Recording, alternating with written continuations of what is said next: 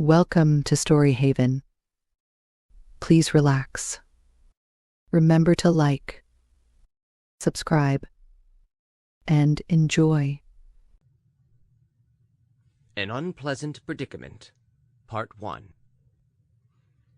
This unpleasant business occurred at the epoch when the regeneration of our beloved fatherland and the struggle of her valiant sons towards new hopes and destinies was beginning with irresistible force, and with a touchingly naive impetuosity.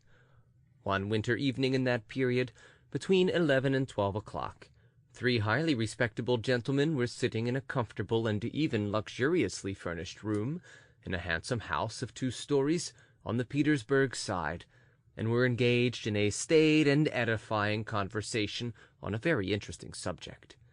These 3 gentlemen were all of general's rank. They were sitting round a little table, each in a soft, handsome armchair, and as they talked, they quietly and luxuriously sipped champagne. The bottle stood on the table on a silver stand with ice round it. The fact was that the host, a privy councillor called Stepan Nikiforovitch Nikiforov, an old bachelor of 65, was celebrating his removal into a house he had just bought, and as it happened, also his birthday, which he never kept before. The festivity, however, was not on a very grand scale. As we have seen already, there were only 2 guests, both of them former colleagues and former subordinates of Mr. Nikiforov. That is, an actual civil councillor called Semyon Ivanovitch Shipulenko, and another actual civil councillor, Ivan Ilyich Pralinsky. They had arrived to tea at 9 o'clock, and then had begun upon the wine, and knew that at exactly 11:30 they would have to set off home. Their host had all his life been fond of regularity. A few words about him. He had begun his career as a petty clerk with nothing to back him, and had quietly plodded on for 45 years, knew very well what to work towards, had no ambition to draw the stars down from heaven, though he had 2 stars already, and particularly disliked expressing his own opinion on any subject. He was honest, too, that is, it had not happened to him to do anything particularly dishonest. He was a bachelor because he was an egoist. He had plenty of brains, but he could not bear showing his intelligence. He particularly disliked slovenliness and enthusiasm, regarding it as moral slovenliness, and towards the end of his life had become completely absorbed in a voluptuous, indolent comfort and systematic solitude. Though he sometimes visited people of a rather higher rank than his own, yet from his youth up he could never endure entertaining visitors himself, and of late he had, if he did not play a game of patience, been satisfied with the society of his dining-room clock, and would spend the whole evening dozing in his armchair, listening placidly to its ticking under its glass case on the chimney-piece. In appearance, he was closely shaven and extremely proper-looking. He was well preserved, looking younger than his age.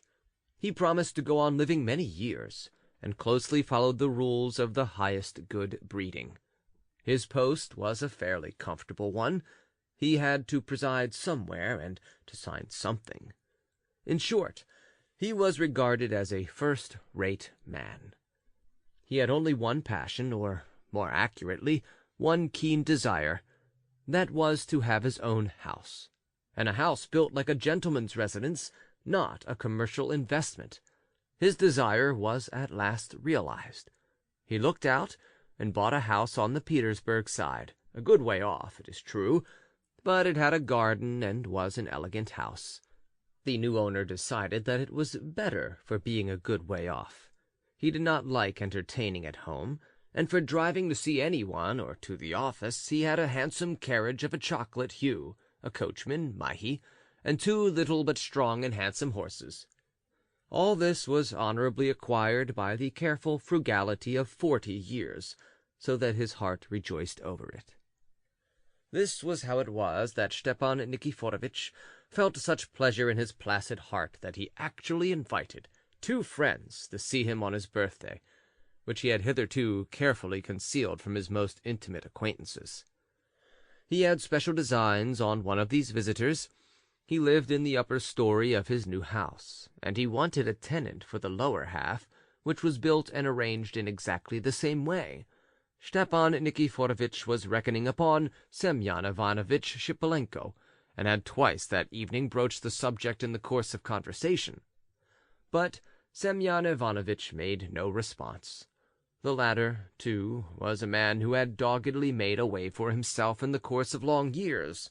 He had black hair and whiskers, and a face that always had a shade of jaundice. He was a married man of morose disposition who liked to stay at home. He ruled his household with a rod of iron. In his official duties he had the greatest self-confidence. He, too, knew perfectly well what goal he was making for, and better still, what he never would reach. He was in a good position, and he was sitting tight there. Though he looked upon the new reforms with a certain distaste, he was not particularly agitated about them. He was extremely self-confident, and listened with a shade of ironical malice to Ivan Ilyich Pralinsky expatiating on new themes. All of them had been drinking rather freely, however, so that Stepan Nikiforovitch himself condescended to take part in a slight discussion with Mr. Pralinsky concerning the latest reforms. But we must say a few words about His Excellency Mr. Pralinsky, especially as he is the chief hero of the present story. The actual civil councillor, Ivan Ilyich Pralinsky, had only been His Excellency for 4 months. In short, he was a young general. He was young in years, too, only 43, no more, and he looked and liked to look even younger. He was a tall, handsome man. He was smart in his dress and prided himself on its solid, dignified character. With great aplomb he displayed an order of some consequence on his breast. From his earliest childhood he had known how to acquire the airs and graces of aristocratic society, and being a bachelor, dreamed of a wealthy and even aristocratic bride. He dreamed of many other things, though he was far from being stupid. At times he was a great talker, and even liked to assume a parliamentary pose. He came of a good family. He was the son of a general, and brought up in the lap of luxury. In his tender childhood he had been dressed in velvet and fine linen, had been educated at an aristocratic school, and though he acquired very little learning there, he was successful in the service, and had worked his way up to being a general. The authorities looked upon him as a capable man, and even expected great things from him in the future. Stepan Nikiforovitch, under whom Ivan Ilyich had begun his career in the service, and under whom he had remained until he was made a general, had never considered him a good businessman, and had no expectations of him whatever.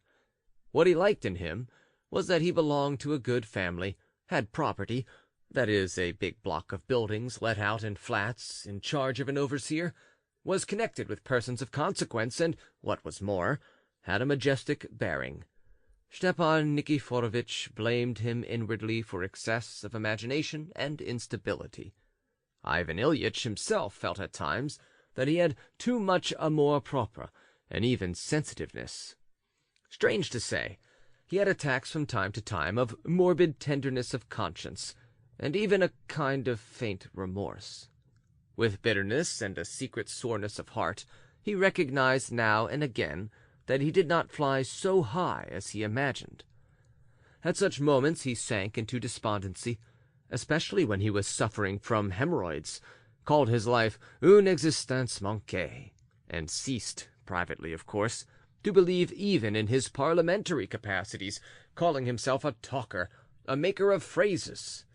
And though all that, of course, did him great credit, it did not in the least prevent him from raising his head again half an hour later, growing even more obstinately, even more conceitedly self-confident, and assuring himself that he would yet succeed in making his mark, and that he would be not only a great official, but a statesman whom Russia would long remember. He actually dreamed at times of monuments. From this it will be seen that Ivan Ilyich aimed high, though he hid his vague hopes and dreams deep in his heart, even with a certain trepidation. In short, he was a good-natured man and a poet at heart. Of late years these morbid moments of disillusionment had begun to be more frequent. He had become peculiarly irritable, ready to take offense, and was apt to take any contradiction as an affront. But reformed Russia gave him great hopes. His promotion to general was the finishing touch. He was roused. He held his head up. He suddenly began talking freely and eloquently. He talked about the new ideas which he very quickly and unexpectedly made his own, and professed with vehemence. He sought opportunities for speaking, drove about the town, and in many places succeeded in gaining the reputation of a desperate liberal, which flattered him greatly. That evening, after drinking 4 glasses, he was particularly exuberant. He wanted on every point to confute Stepan Nikiforovitch, whom he had not seen for some time past, and whom he had hitherto always respected and even obeyed. He considered him for some reason reactionary, and fell upon him with exceptional heat. Stepan Nikiforovitch hardly answered him, but only listened slyly, though the subject interested him. Ivan Ilyich got hot, and in the heat of the discussion sipped his glass more often than he ought to have done. Then Stepan Nikiforovitch took the bottle and at once filled his glass again, which for some reason seemed to offend Ivan Ilyich, especially as Semyon Ivanitch Shipolenko, whom he particularly despised and indeed feared on account of his cynicism and ill nature, preserved a treacherous silence and smiled more frequently than was necessary. "They seem to take me for a schoolboy," flashed across Ivan Ilyitch's mind. "No, it was time, high time," he went on hotly. "We have put it off too long, and to my thinking humanity is the first consideration, humanity with our inferiors, remembering that they too are men. Humanity will save everything, and bring out all that is—" was heard from the direction of Semyon Ivanovitch. "But why are you giving us such a talking to?" Stepan Nikiforovitch protested at last, with an affable smile. "I must own, Ivan Ilyich, I have not been able to make out so far what you are maintaining. You advocate humanity? That is love of your fellow creatures, isn't it?" "Yes, if you like. Allow me. As far as I can see, that's not the only thing. Love of one's fellow creatures has always been fitting. The reform movement is not confined to that. All sorts of questions have arisen relating to the peasantry, the law courts, economics, government contracts, morals, and those questions are endless, and altogether may give rise to great upheavals, so to say. That is what we have been anxious about, and not simply humanity." "Yes, the thing is a bit deeper than that," observed Semyon Ivanovitch. "I quite understand, and allow me to observe, Semyon Ivanovitch, that I can't agree to being inferior to you in depth of understanding," Ivan Ilyich observed sarcastically, and with excessive sharpness. "However, I will make so bold as to assert, Stepan Nikiforovitch, that you have not understood me either." "No, I haven't." "And yet I maintain and everywhere advance the idea that humanity and nothing else with one's subordinates, from the official in one's department down to the copying clerk, from the copying clerk down to the house serf, from the servant down to the peasant, humanity, I say, may serve, so to speak, as the cornerstone of the coming reforms and the reformation of things in general. Why? Because, take a syllogism, I am a human, consequently I am loved. I am loved, so confidence is felt in me. There is a feeling of confidence, and so there is trust. There is trust, and so there is love. That is, no, I mean to say that if they trust me, they will believe in the reforms, they will understand, so to speak, the essential nature of them, will, so to speak, embrace each other in a moral sense, and will settle the whole business in a friendly way. fundamentally. What are you laughing at, Semyon Ivanovitch? Can't you understand?" Stepan Nikiforovitch raised his eyebrows without speaking. He was surprised. "I fancy I have drunk a little too much," said Semyon Ivanovitch sarcastically, "and so I am a little slow of comprehension. Not quite all my wits about me." Ivan Ilyich winced. "We should break down," Stepan Nikiforovitch pronounced suddenly, after a slight pause of hesitation. "How do you mean we should break down?" asked Ivan Ilyich, surprised at Stepan Nikiforovitch's abrupt remark. "Why, we should break under the strain." Stepan Nikiforovitch evidently did not care to explain further. "I suppose you are thinking of new wine in old bottles?" Ivan Ilyich replied, not without irony. "Well, I can answer for myself, anyway." At that moment the clock struck 11:30. "One sits on and on, but one must go at last," said Semyon Ivanovitch, getting up, but Ivan Ilyich was before him. He got up from the table and took his sable cap from the chimney-place. He looked as though he had been insulted. "So how is it to be, Semyon Ivanovitch? Will you think it over?" said Stepan Nikiforovitch, as he saw the visitors out. "About the flat, you mean? I'll think it over. I'll think it over." "Well, when you have made up your mind, let me know as soon as possible." "Still on business?" Mr. Pralinsky observed affably, in a slightly ingratiating tone, playing with his hat. It seemed to him as though they were forgetting him. Stepan Nikiforovitch raised his eyebrows and remained mute, as a sign that he would not detain his visitors. Semyon Ivanovitch made haste to bow himself out. "Well, after that, what is one to expect? If you don't understand the simple rules of good manners—" Mr. Pralinsky reflected to himself, and held out his hand to Stepan Nikiforovitch in a particularly offhand way. In the hall, Ivan Ilyich wrapped himself up in his light, expensive fur coat. He tried, for some reason, not to notice Semyon Ivanovitch's shabby raccoon, and they both began descending the stairs. "The old man seemed offended," said Ivan Ilyich to the silent Semyon Ivanovitch. "No. Why?" answered the latter with cool composure.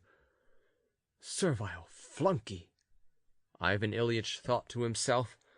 They went out at the front door. Semyon Ivanovitch's sledge with a grey, ugly horse drove up. "What the devil! What has Tryphon done with my carriage?" cried Ivan Ilyich, not seeing his carriage. The carriage was nowhere to be seen. Stepan Nikiforovitch's servant knew nothing about it. They appealed to Varlam, Semyon Ivanovitch's coachman, and received the answer that he had been standing there all the time, and that the carriage had been there, but now there was no sign of it. "An unpleasant predicament," Mr. Shipulenko pronounced. "Shall I take you home?" "Scoundrelly people!"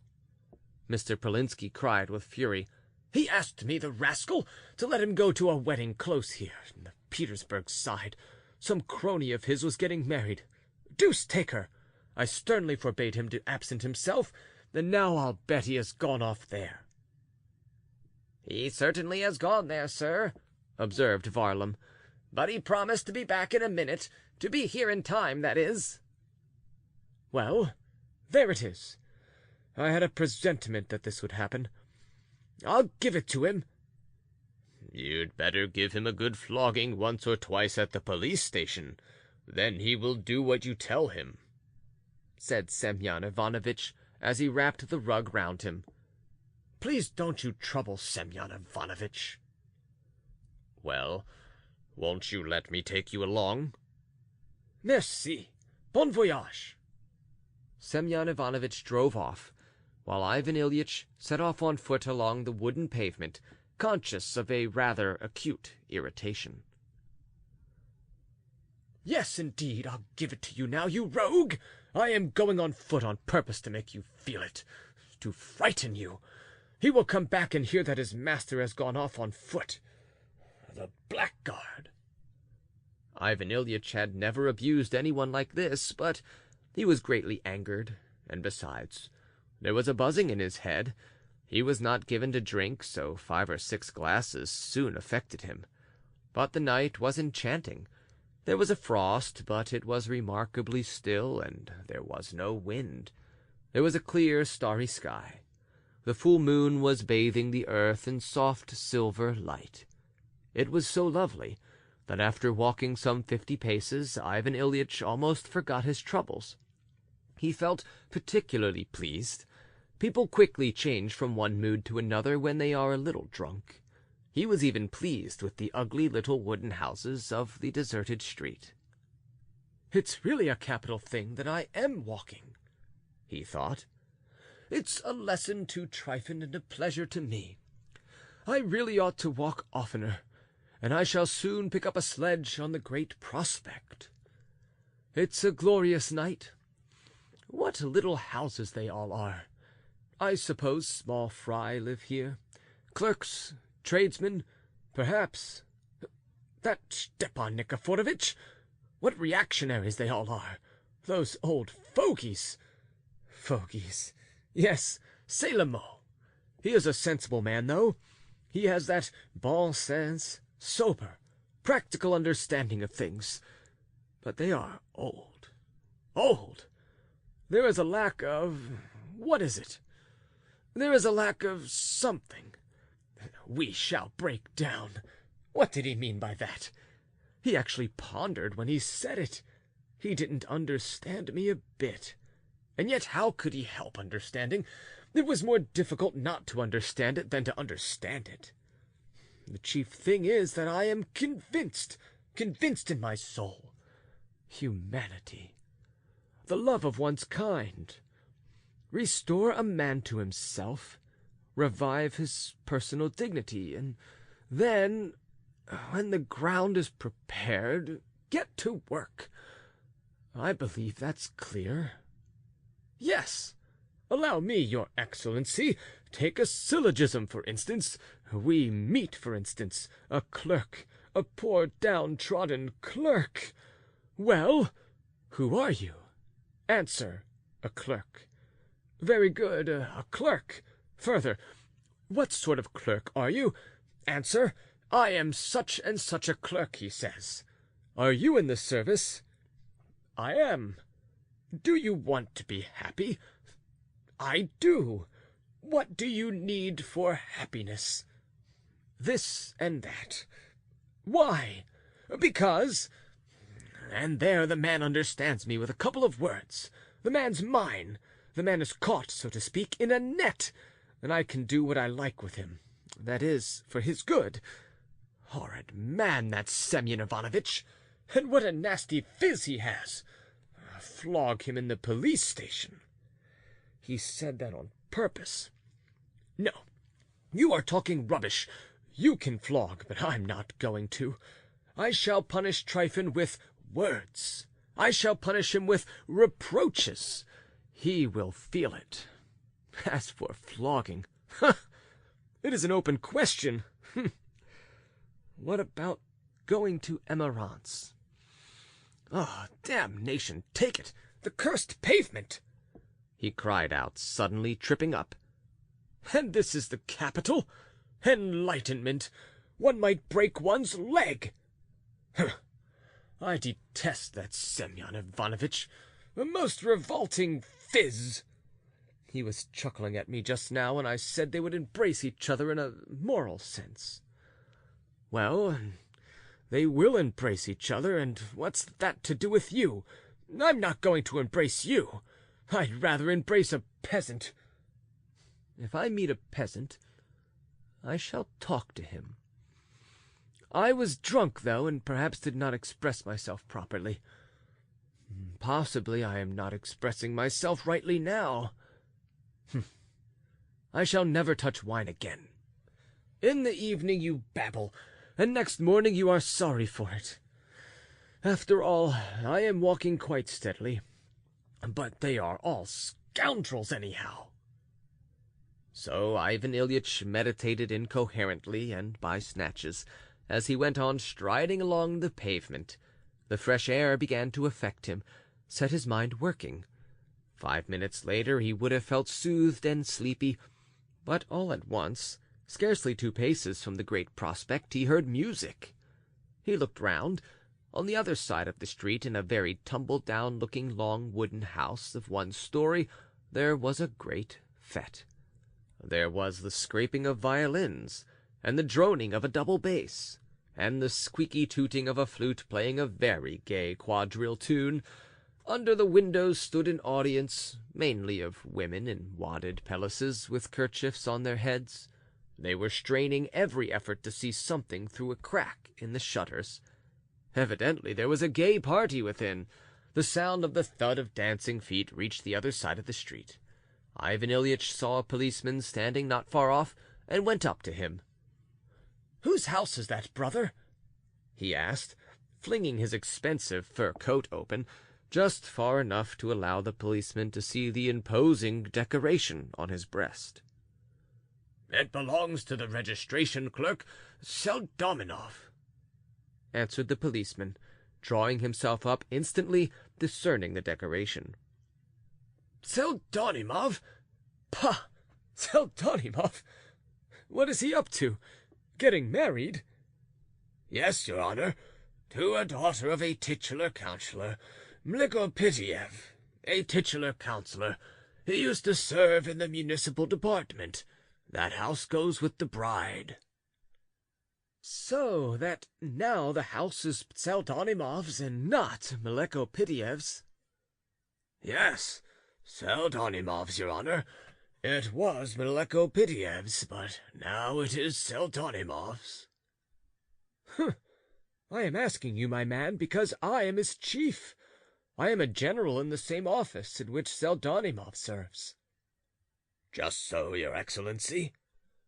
The policeman drew himself up more stiffly than ever, while Ivan Ilyich seemed to ponder. He stood still and meditated. Yes, Seldonimov really was in his department and in his own office. He remembered that. He was a little clerk with a salary of 10 roubles a month. As Mr. Pralinsky had received his department very lately, he might not have remembered precisely all his subordinates, but Seldonimov he remembered just because of his surname. It had caught his eye from the very first, so that at the time he had had the curiosity to look with special attention at the possessor of such a surname. He remembered now a very young man with a long hooked nose, with tufts of flaxen hair, lean and ill-nourished, in an impossible uniform, and with unmentionables so impossible as to be actually unseemly. He remembered how the thought had flashed through his mind at the time. Shouldn't he give the poor fellow 10 roubles for Christmas to spend on his wardrobe? But as the poor fellow's face was too austere, and his expression extremely unprepossessing, even exciting repulsion, the good-natured idea somehow faded away of itself. So Seldonimov did not get his tip. He had been the more surprised when this name, Seldonimov, had not more than a week before asked for leave to be married. Ivan Ilyich remembered that he had somehow not had time to go into the matter, so that the matter of the marriage had been settled offhand in haste. But yet he did remember exactly that Seldonimov was receiving a wooden house and 400 roubles in cash as dowry with his bride. The circumstance had surprised him at the time. He remembered that he had made a slight jest over the juxtaposition of the names Seldonimov and Mlekopitiev. He remembered all that clearly. He recalled it, and grew more and more pensive. It is well known that whole trains of thought sometimes pass through our brains instantaneously, as though they were sensations without being translated into human speech, still less into literary language. But we will try to translate these sensations of our heroes, and present to the reader at least the kernel of them, so to say, what was most essential and nearest to reality in them. For many of our sensations, when translated into ordinary language, seem absolutely unreal. That is why they never find expression, though everyone has them. Of course, Ivan Ilyitch's sensations and thoughts were a little incoherent, but you know the reason. Why, flashed through his mind, here we all talk and talk, but when it comes to action, it all ends in nothing. Here, for instance, take this Seldonimov. He has just come from his wedding, full of hope and excitement, looking forward to his wedding feast. This is one of the most blissful days of his life. Now he is busy with his guests, is giving a banquet, a modest one, poor, but gay and full of genuine gladness. What if he knew that at this very moment I, his superior, his chief, am standing by his house listening to the music? Yes, really, how would he feel? No, what would he feel if I suddenly walked in? Of course, at first he would be frightened, he would be dumb with embarrassment. I should be in his way, and perhaps should upset everything. Yes, that would be so if any other general went in, but not I. That's a fact. Anyone else, but not I. Yes, Stepan Nikiforovitch, you did not understand me just now, but here is an example ready for you. Yes, we all make an outcry about acting humanely, but we are not capable of heroism, of fine actions. What sort of heroism? This sort. Consider, in the existing relations of the various members of society, for me, after midnight to go into the wedding of my subordinate, a registration clerk, at 10 rubles the month, why, it would mean embarrassment, a revolution, the last days of Pompeii, a nonsensical folly. No one would understand it. Stepan Nikiforovitch would die before he understood it. Why, he said we should break down.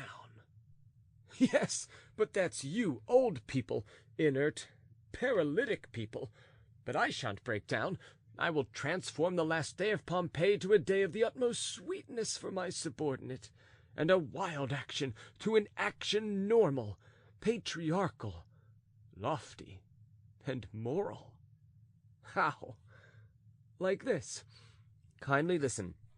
Here, I go in, suppose they are amazed, leave off dancing, look wildly at me, draw back. Quite so. But at once I speak out, I go straight up to the frightened Seldonimov, and with a most cordial, affable smile, in the simplest words, I say, "This is how it is. I have been at His Excellency Stepan Nikiforovitch's. I expect you know, close here in the neighborhood. Well, then, lightly, in a laughing way, I shall tell him of my adventure with Tryphon.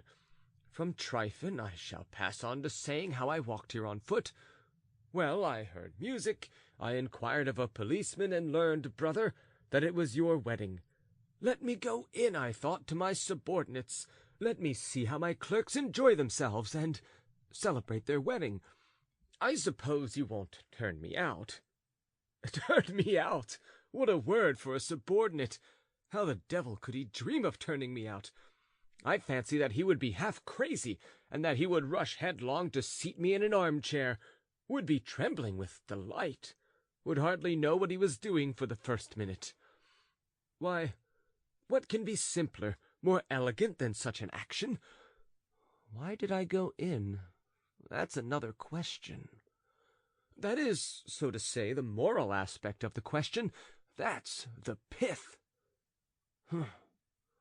What was I thinking about? Yes.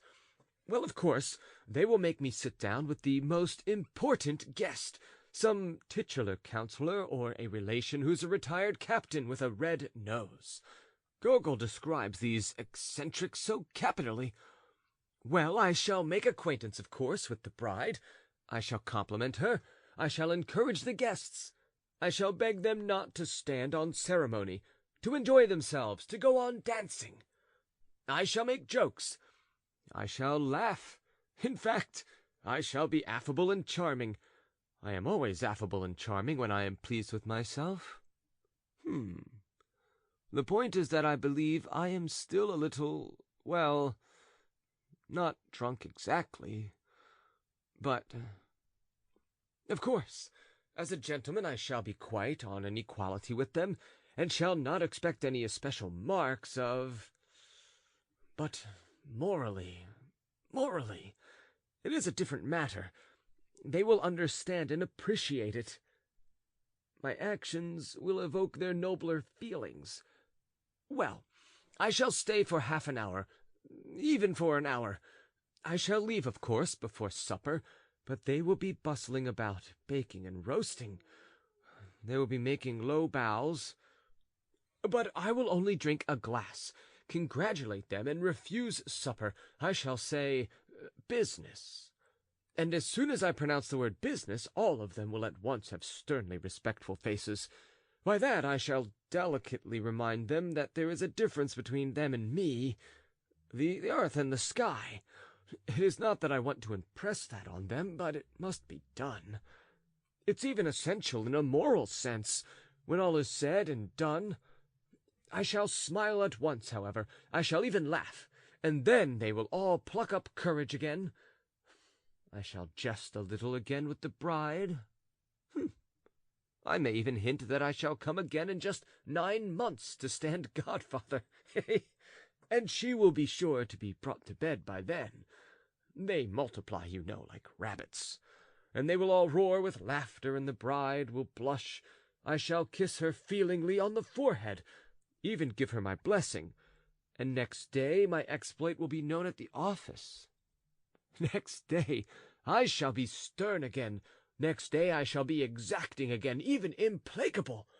But they will all know what I am like. They will all know my heart. They will know my essential nature.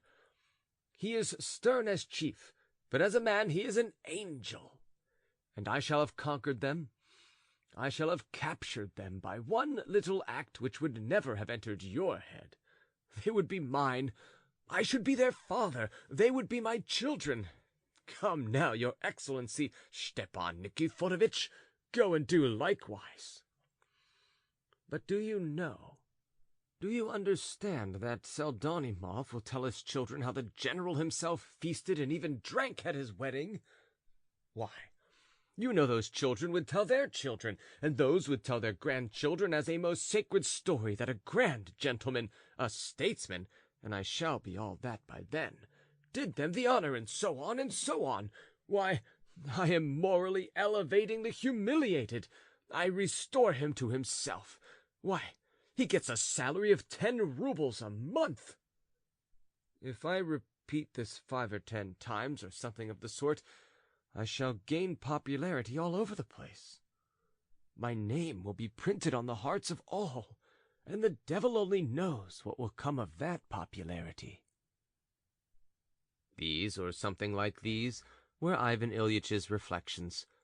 A man says all sorts of things sometimes to himself, gentlemen, especially when he is in rather an eccentric condition. All these meditations passed through his mind in something like half a minute, and of course he might have confined himself to these dreams, and after mentally putting Stepan Nikiforovitch to shame, have gone very peacefully home and to bed. And he would have done well, but the trouble of it was that the moment was an eccentric one. As ill luck would have it, at that very instant the self-satisfied faces of Stepan Nikiforovitch and Semyon Ivanovitch suddenly rose before his heated imagination. "We shall break down," repeated Stepan Nikiforovitch, smiling disdainfully. He. Semyon Ivanovitch seconded him with his nastiest smile. "Well, we'll see whether we do break down," Ivan Ilyitch said resolutely, with a rush of heat to his face. He stepped down from the pavement, and with resolute steps went straight across the street toward the house of his registration clerk, Pseldonimov. End of Part 1. Part 2. His star carried him away. He walked confidently in at the open gate, and contemptuously thrust aside with his foot the shaggy, husky little sheep-dog, who flew at his legs with a hoarse bark, more as a matter of form than with any real intention. Along a wooden plank he went to the covered porch, which led like a sentry-box to the yard, and by 3 decaying wooden steps he went up to the tiny entry. Here, though a tallow candle or something in the way of a night-light was burning somewhere in a corner, it did not prevent Ivan Ilyich from putting his left foot, just as it was, in its galosh, into a galantine which had been stood out there to cool. Ivan Ilyich bent down, and looking with curiosity, he saw that there were 2 other dishes of some sort of jelly, and also 2 shapes apparently of blancmange. The squashed galantine embarrassed him, and for one brief instant the thought flashed through his mind whether he should not slink away at once. But he considered this too low, reflecting that no one would have seen him and that they would never think he had done it. He hurriedly wiped his galosh to conceal all traces, fumbled for the felt-covered door, opened it, and found himself in a very little ante-room. Half of it was literally piled up with greatcoats, wadded jackets, cloaks, capes, scarves, and galoshes. In the other half, the musicians had been installed: 2 violins, a flute, and a double bass, a band of 4, picked up, of course, in the street. They were sitting at an unpainted wooden table, lighted by a single tallow candle, and with the utmost vigor were sawing out the last figure of the quadrille. From the open door into the drawing-room, one could see the dancers in the midst of dust, tobacco smoke, and fumes. There was a frenzy of gaiety. There were sounds of laughter, shouts, and shrieks from the ladies. The gentlemen stamped like a squadron of horses. Above all the bedlam there rang out words of command from the leader of the dance, probably an extremely free and easy and even unbuttoned gentleman. "Gentlemen, advance! Ladies, chain! Set to partners!" And so on and so on. Ivan Ilyich, in some excitement, cast off his coat and galoshes, and with his cap in his hand went into the room. He was no longer reflecting, however. For the first minute nobody noticed him. All were absorbed in dancing the quadrille to the end. Ivan Ilyich stood as though entranced, and could make out nothing definite in the chaos. He caught glimpses of ladies' dresses, of gentlemen with cigarettes between their teeth. He caught a glimpse of a lady's pale blue scarf, which flicked him in the nose. After the wearer, a medical student, with his hair blown in all directions on his head, pranced by in wild delight and jostled violently against him on the way. He caught a glimpse, too, of an officer of some description who looked half a mile high. Someone in an unnaturally shrill voice shouted, "Pseudonymov!" as the speaker flew by stamping. It was sticky under Ivan Ilyitch's feet. Evidently the floor had been waxed. In the room, which was a very small one, there were about 30 people. But a minute later the quadrille was over, and almost at once the very thing Ivan Ilyich had pictured when he was dreaming on the pavement took place. A stifled murmur, a strange whisper passed over the whole company, including the dancers, who had not yet had time to take breath and wipe their perspiring faces. All eyes, all faces, began quickly turning toward the newly arrived guest. Then they all seemed to draw back a little and beat a retreat. Those who had not noticed him were pulled by their coats or dresses and informed. They looked round and at once beat a retreat with the others. Ivan Ilyich was still standing at the door without moving a step forward, and between him and the company there stretched an ever-widening empty space of floor, strewn with countless sweetmeat wrappings, bits of paper, and cigarette ends. All at once a young man in a uniform, with a shock of flaxen hair and a hooked nose, stepped timidly out into that empty space. He moved forward, hunched up, and looked at the unexpected visitor exactly with the expression with which a dog looks at its master when the latter has called him up and is going to kick him. "Good evening, Pseudonymov. Do you know me?" said Ivan Ilyich, and felt at the same minute that he had said this very awkwardly. He felt, too, that he was perhaps doing something horribly stupid at that moment. our Excellency," muttered Pseldonimov. "To be sure, I have called in to see you quite by chance, my friend, as you can probably imagine." But evidently Pseldonimov could imagine nothing. He stood with staring eyes in the utmost perplexity. "You won't turn me out, I suppose, pleased or not. You must make a visitor welcome." Ivan Ilyich went on, feeling that he was confused to a point of unseemly feebleness, that he was trying to smile and was utterly unable, that the humorous reference to Stepan Nikiforovitch and Tryphon was becoming more and more impossible. But as ill luck would have it, Pseldonimov did not recover from his stupefaction, and still gazed at him with a perfectly idiotic air. Ivan Ilyich winced. He felt that in another minute something incredibly foolish would happen. "I am not in the way, am I? I'll go away," he faintly articulated, and there was a tremor at the right corner of his mouth. But Pseldonimov had recovered himself. "Good heavens, Your Excellency! The honor," he muttered, bowing hurriedly. "Graciously sit down, Your Excellency." And recovering himself still further, he motioned him with both hands to a sofa, before which a table had been moved away to make room for the dancing. Ivan Ilyich felt relieved and sank on the sofa. At once someone flew to move the table up to him. He took a cursory look round and saw that he was the only person sitting down. All the others were standing, even the ladies. A bad sign. But it was not yet time to reassure and encourage them.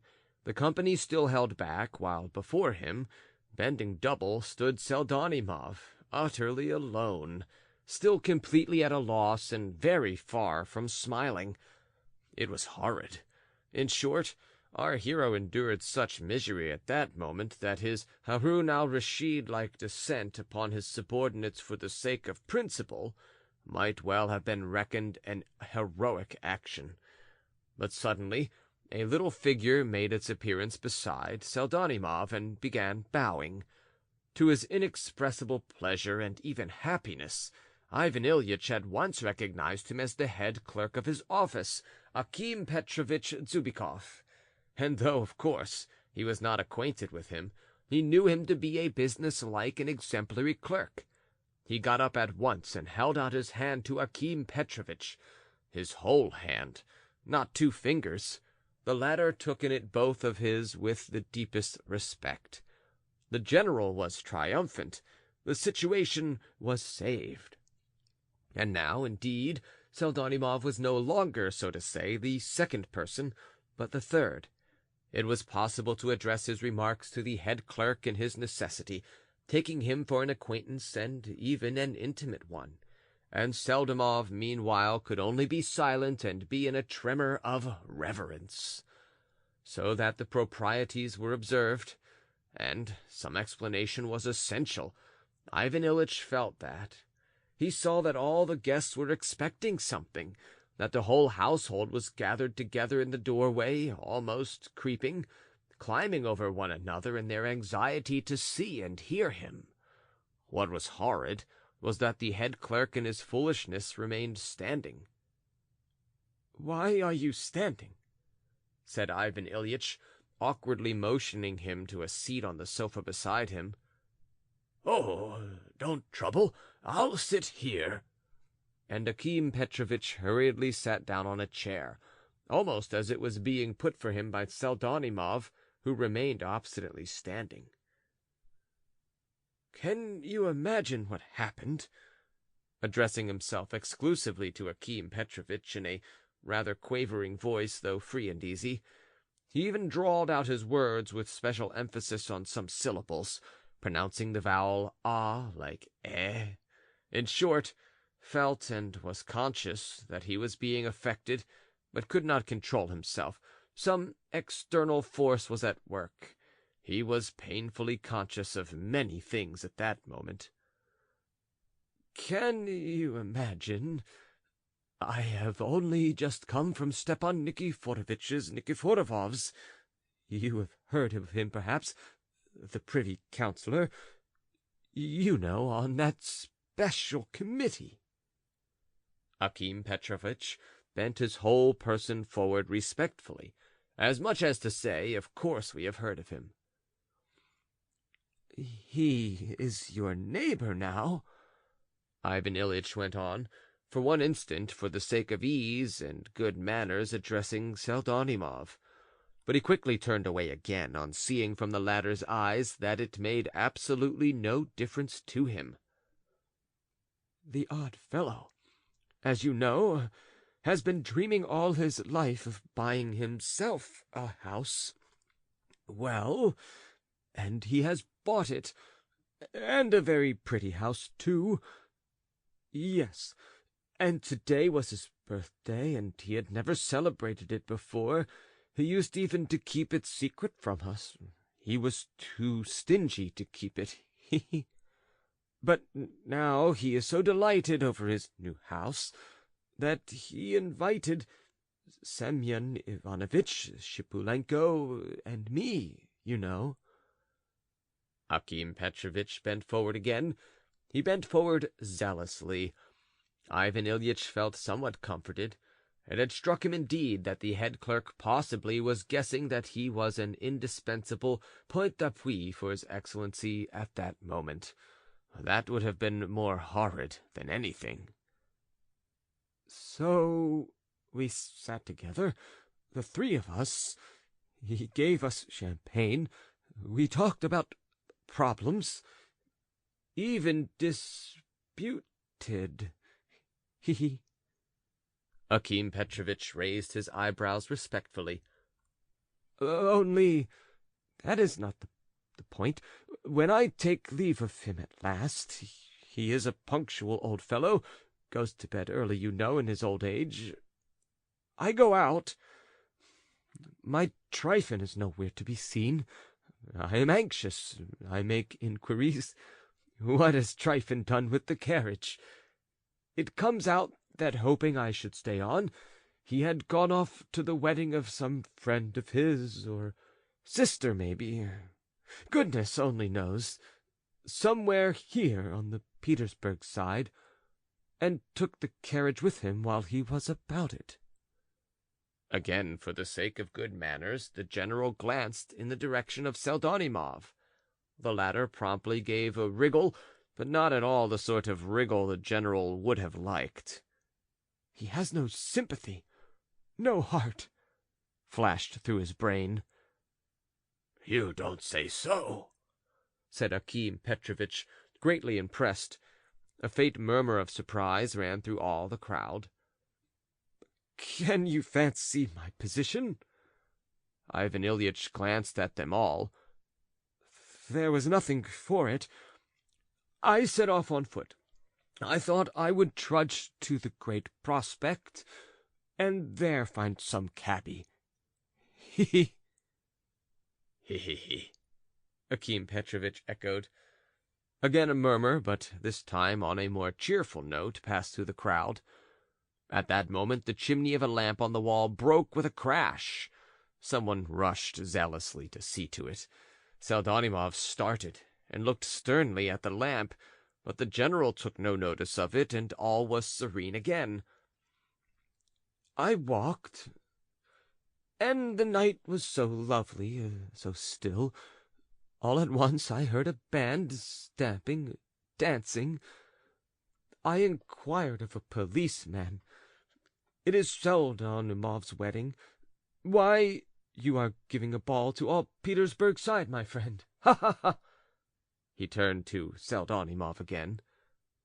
he, to be sure," Akim Petrovitch responded. There was a stir among the guests again, but what was most foolish was that Pseldonimov, though he bowed, did not even now smile, but seemed as though he were made of wood. "Is he a fool or what?" thought Ivan Ilyich. "He ought to have smiled at that point, the ass, and everything would have run easily." There was a fury of impatience in his heart. I thought I would go in to see my clerk. He won't turn me out, I expect. Pleased or not, one must welcome a guest. You must please excuse me, my dear fellow. If I am in the way, I will go. I only came in to have a look." But little by little a general stir was beginning. Akim Petrovitch looked at him with a mawkishly sweet expression, as though to say, "How could your excellency be in the way?" All the guests stirred and began to display the first symptoms of being at their ease. Almost all the ladies sat down, a good sign and a reassuring one. The boldest spirits among them fanned themselves with their handkerchiefs. One of them, in a shabby velvet dress, said something with intentional loudness. The officer addressed by her would have liked to answer her as loudly, but seeing that they were the only ones speaking aloud, he subsided. The men, for the most part, government clerks, with 2 or 3 students among them, looked at one another as though egging each other on to unbend, cleared their throats, and began to move a few steps in different directions. No one, however, was particularly timid, but they were all restive, and almost all of them looked with a hostile expression at the personage who had burst in upon them to destroy their gaiety. The officer, ashamed of his cowardice, began to edge up to the table. "But I say, my friend, allow me to ask you your name," Ivan Ilyich asked Pseldonimov. "Porfiry Petrovitch, your excellency," answered the latter with staring eyes as though on parade. "Introduce me, Porfiry Petrovitch, to your bride. Take me to her. And he showed signs of a desire to get up, but Pseldonimov ran full speed to the drawing-room. The bride, however, was standing close by at the door, but as soon as she heard herself mentioned, she hid. A minute later Pseldonimov led her up by the hand. The guests all moved aside to make way for them. Ivan Ilyich got up solemnly and addressed himself to her with a most affable smile. Very, very much pleased to make your acquaintance," he pronounced with a most aristocratic half-bow. "Especially on such a day." He gave a meaning smile. There was an agreeable flutter among the ladies. "Charmé," the lady in the velvet dress pronounced almost aloud. The bride was a match for Pseldonimov. She was a thin little lady, not more than 17, pale, with a very small face and a sharp little nose. Her quick, active little eyes were not at all embarrassed. On the contrary, they looked at him steadily, and even with a shade of resentment. Evidently, Pseldonimov was marrying her for her beauty. She was dressed in a white muslin dress over a pink slip. Her neck was thin, and she had a figure like a chicken's, with the bones all sticking out. She was not equal to making any response to the general's affability. "But she is very pretty," he went on in an undertone, as though addressing Pseldonimov only, though intentionally speaking so that the bride could hear. But on this occasion, too, Pseldonimov again answered absolutely nothing, and did not even wriggle. Ivan Ilyich fancied that there was something cold, suppressed in his eyes, as though he had something peculiarly malignant in his mind, and yet he had at all costs to wring some sensibility out of him. Why, that was the object of his coming. "They are a couple, though," he thought, and he turned again to the bride, who had seated herself beside him on the sofa. But in answer to his 2 or 3 questions he had got nothing but yes or no, and hardly that. "If only she had been overcome with confusion," he thought to himself, "then I should have begun to banter her. But as it is, my position is impossible." And as ill luck would have it, Akim Petrovitch, too, was mute. Though this was only due to his foolishness, it was still unpardonable. "My friends, haven't I perhaps interfered with your enjoyment?"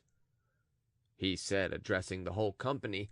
He felt that the very palms of his hands were perspiring. "No, don't trouble, your Excellency. We are beginning directly, but now we are getting cool," answered the officer. The bride looked at him with pleasure. The officer was not old, and wore the uniform of some branch of the service. Pseldonimov was still standing in the same place, bending forward, and it seemed as though his hooked nose stood out further than ever. He looked and listened like a footman standing with the greatcoat on his arm, waiting for the end of his master's farewell conversation. Ivan Ilyich made this comparison himself. He was losing his head. He felt that he was in an awkward position, that the ground was giving way under his feet, that he had got in somewhere, and could not find his way out, as though he were in the dark. Suddenly the guests all moved aside, and a short, thick-set, middle-aged woman made her appearance, dressed plainly, though she was in her best, with a big shawl on her shoulders, pinned at her throat, and on her head a cap to which she was evidently unaccustomed. In her hands she carried a small round tray, on which stood a full but uncorked bottle of champagne and 2 glasses, neither more nor less. Evidently the bottle was intended for only 2 guests. The middle-aged lady approached the general. "Don't look down on us, your Excellency," she said, bowing. "Since you have deigned to do my son the honor of coming to his wedding, we beg you graciously to drink to the health of the young people. Do not disdain us. Do us the honor." Ivan Ilyich clutched at her as though she were his salvation. She was by no means an old woman, 45 or 46, not more, but she had such a good-natured, rosy-cheeked, such a round and candid Russian face. She smiled so good-humoredly, bowed so simply, that Ivan Ilyich was almost comforted and began to hope. "So you are the mother of your son?" he said, getting up from the sofa.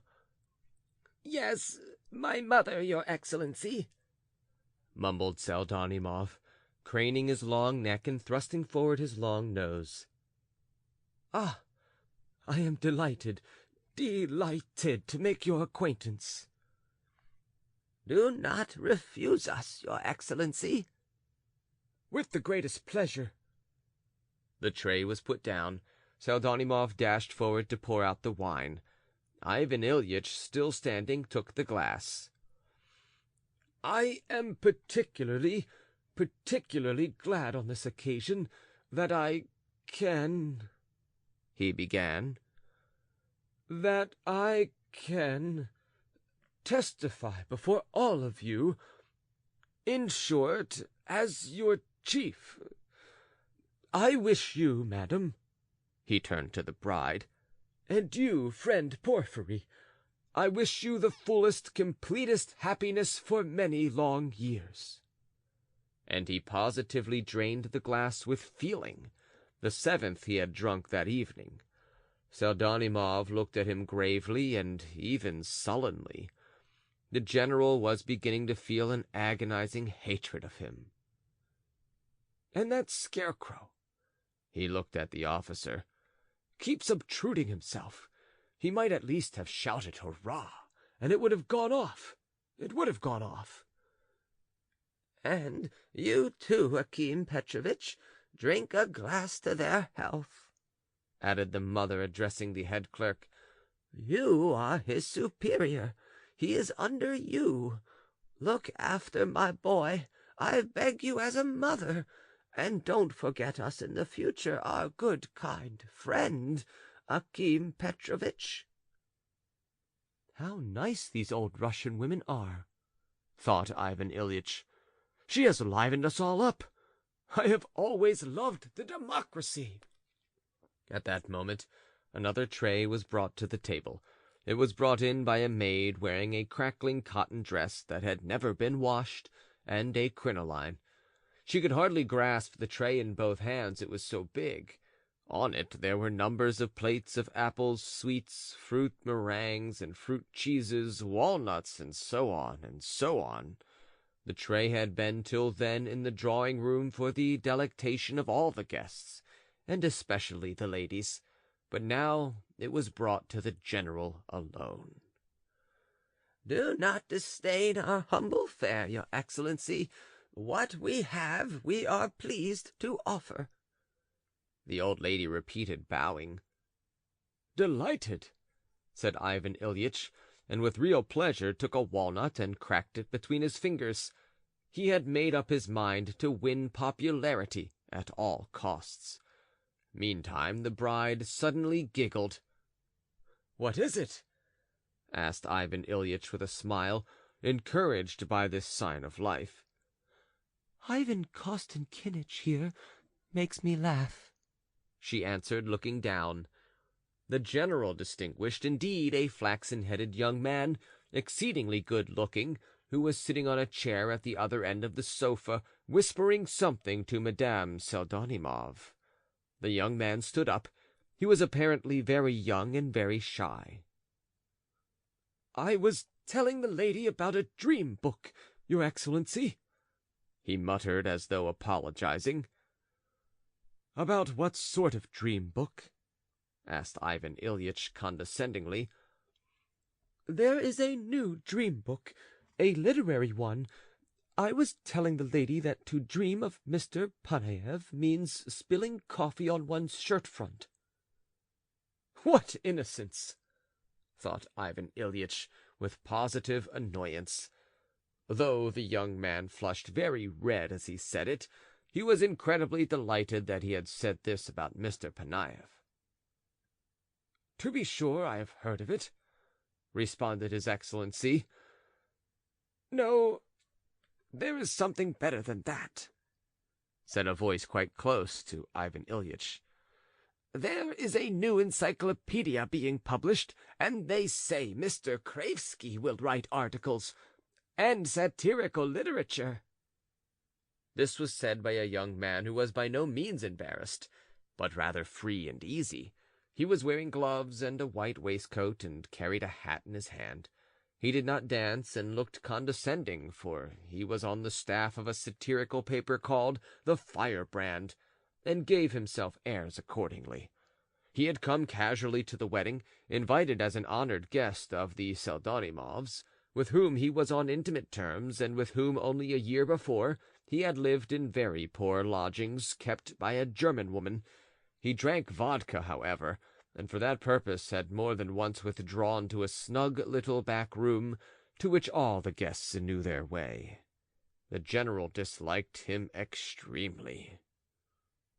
And the reason that's funny," broke in joyfully the flaxen-headed young man who had talked of the shirt front, and at whom the young man on the comic paper looked with hatred in consequence. "It's funny, your Excellency, because it is supposed by the writer that Mr. Kraevsky does not know how to spell, and thinks that satirical ought to be written with a Y instead of an I." But the poor young man scarcely finished his sentence. He could see from his eyes that the general knew all this long ago, for the general himself looked embarrassed, and evidently because he knew it. The young man seemed inconceivably ashamed. He succeeded in effacing himself completely, and remained very melancholy all the rest of the evening. But to make up for that, the young man on the staff of the Firebrand came up nearer, and seemed to be intending to sit down somewhere close by. Such free and easy manners struck Ivan Ilyich as rather shocking. "Tell me, please, Porfiry," he began, in order to say something. "Why, I have always wanted to ask you about it in person. Why are you called Pseldonimov instead of Pseudonimov? Your name surely must be Pseudonimov." "I cannot inform you exactly, your Excellency," said Pseldonimov. It must have been that when his father went into the service, they made a mistake in his papers, so that he has remained now Pseldonimov," put in Akim Petrovitch. "That does happen." "Undoubtedly," the general said with warmth. "Undoubtedly, for only think, Pseudonimov comes from the literary word pseudonym, while Pseldonimov means nothing." "Due to foolishness," added Akim Petrovitch. "You mean what is due to foolishness?" "The Russian common people in their foolishness often alter letters, and sometimes pronounce them in their own way. For instance, they say nevalid instead of invalid." "Oh, yes, nevalid." "Mumber, too, they say, your excellency," boomed out the tall officer, who had long been itching to distinguish himself in some way. "What do you mean by mumber?" "Mumber instead of number, your excellency." "Oh, yes, mumber instead of number. To be sure, to be sure." Ivan Ilyich had to do a chuckle for the benefit of the officer, too. The officer straightened his tie. "Another thing they say is nigh by," the young man on the comic paper put in, but His Excellency tried not to hear this. His chuckles were not at everybody's disposal. "Nigh by instead of near," the young man on the comic paper persisted, in evident irritation. Ivan Ilyich looked at him sternly. "Come, why persist?" Pseldonimov whispered to him. "Why, I was talking. Mayn't one speak?" The latter protested in a whisper, but he said no more, and with secret fury walked out of the room. He made his way straight to the attractive little back room, where, for the benefit of the dancing gentlemen, vodka of two sorts, salt fish, caviar into slices, and a bottle of very strong sherry of Russian make had been set early in the evening on a little table, covered with Yaroslav cloth. With anger in his heart, he was pouring himself out a glass of vodka, when suddenly the medical student with the disheveled locks, the foremost dancer and cutter of capers at Pseldonimov's ball, rushed in. He fell on the decanter with greedy haste. "They are just going to begin," he said, rapidly helping himself. "Come and look. I am going to dance a solo on my head. After supper I shall risk the fish dance. It is just the thing for the wedding. So to speak, a friendly hint to Pseldonimov. She's a jolly creature, that Cleopatra Semyonovna. You can venture on anything you like with her." "He's a reactionary," said the young man on the comic paper gloomily, as he topped off his vodka. "Who is a reactionary?" "Why, the personage before whom they have set those sweetmeats. He's a reactionary, I tell you." "What nonsense!" muttered the student, and he rushed out of the room, hearing the opening bars of the quadrille. Left alone, the young man on the comic paper poured himself out another glass to give himself more assurance and independence. He drank and ate a snack of something, and never had the actual civil councillor Ivan Ilyich made for himself a bitterer foe, more implacably bent on revenge, than was the young man on the staff of the firebrand whom he had so slighted, especially after the latter had drunk 2 glasses of vodka. Alas, Ivan Ilyich suspected nothing of the sort. He did not suspect another circumstance of prime importance either, which had an influence on the mutual relations of the guests and His Excellency. The fact was that though he had given a proper and even detailed explanation of his presence at the clerk's wedding, this explanation did not really satisfy anyone, and the visitors were still embarrassed. But suddenly everything was transformed as though by magic. All were reassured and ready to enjoy themselves, to laugh, to shriek, to dance, exactly as though the unexpected visitor were not in the room. The cause of it was a rumor, a whisper, a report which spread in some way unknown that the visitor was not quite, it seemed, was, in fact, a little top-heavy.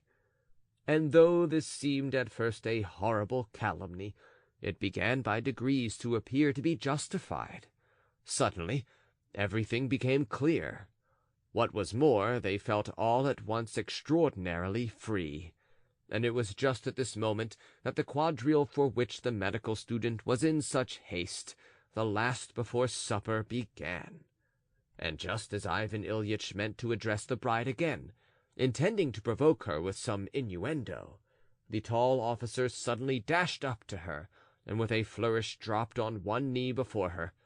She immediately jumped up from the sofa, and whisked off with him to take her place in the quadrille.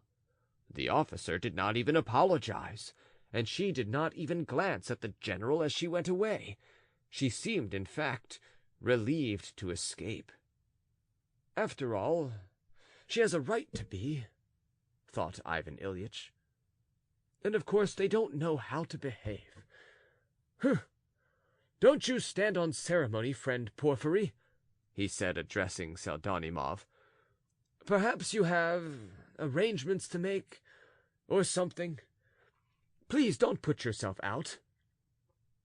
"Why does he keep guard over me?" he thought to himself. Pseldonimov, with his long neck and his eyes fixed intently upon him, began to be insufferable. In fact, all this was not the thing at all, but Ivan Ilyich was still far from admitting this. End of Part 2. Part 3. The quadrille began. "Will you allow me, your excellency?" asked Akim Petrovitch, holding the bottle respectfully in his hands and preparing to pour from it into his excellency's glass. I really don't know whether—" But Akim Petrovitch, with reverent and radiant face, was already filling the glass. After filling the glass, he proceeded writhing and wriggling, as it were stealthily, as it were furtively, to pour himself out some, with this difference, that he did not fill his own glass to within a finger length of the top, and this seemed somehow more respectful. He was like a woman in travail as he sat beside his chief. What could he talk about, indeed? Yet to entertain his excellency was an absolute duty, since he had the honor of keeping him company. The champagne served as a resource, and his excellency, too, was pleased that he had filled his glass. Not for the sake of the champagne, for it was warm and perfectly abominable, but just morally pleased. "The old chap would like to have a drink himself," thought Ivan Ilyich, "but he doesn't venture till I do. I mustn't prevent him, and indeed it would be absurd for the bottle to stand between us untouched." He took a sip. Anyway, it seemed better than sitting doing nothing. "I am here," he said, with pauses and emphasis. "I am here, you know, so to speak, accidentally, and of course it may be that some people would consider it unseemly for me to be at such a gathering." Akim Petrovitch said nothing, but listened with timid curiosity. "But I hope you will understand with what object I have come. I haven't really come simply to drink wine, he." Akim Petrovitch tried to chuckle, following the example of his excellency, but again he could not get it out, and again he made absolutely no consolatory answer. "I am here in order, so to speak, to encourage, to show, so to speak, a moral aim," Ivan Ilyich continued, feeling vexed at Akim Petrovitch's stupidity, but he suddenly subsided into silence himself. He saw that poor Akim Petrovitch had dropped his eyes as though he were in fault. The general, in some confusion, made haste to take another sip from his glass, and Akim Petrovitch clutched at the bottle as though it were his only hope of salvation, and filled the glass again. "You haven't many resources," thought Ivan Ilyich, looking sternly at poor Akim Petrovitch. The latter, feeling that stern, general-like eye upon him, made up his mind to remain silent for good, and not to raise his eyes. So they sat beside each other for a couple of minutes. 2 sickly minutes for Akim Petrovitch. A couple of words about Akim Petrovitch. He was a man of the old school, as meek as a hen, reared from infancy to obsequious servility, and at the same time a good-natured and even honorable man. He was a Petersburg Russian. That is, his father and his father's father were born, grew up, and served in Petersburg, and had never once left Petersburg. That is quite a special type of Russian. They have hardly any idea of Russia, though that does not trouble them at all. Their whole interest is confined to Petersburg, and chiefly the place in which they serve. All their thoughts are concentrated on preference for farthing points, on the shop, and their month's salary. They don't know a single Russian custom, a single Russian song except Luchanushka, and that only because it is played on the barrel organs. However, there are 2 fundamental and invariable signs by which you can at once distinguish a Petersburg Russian from a real Russian.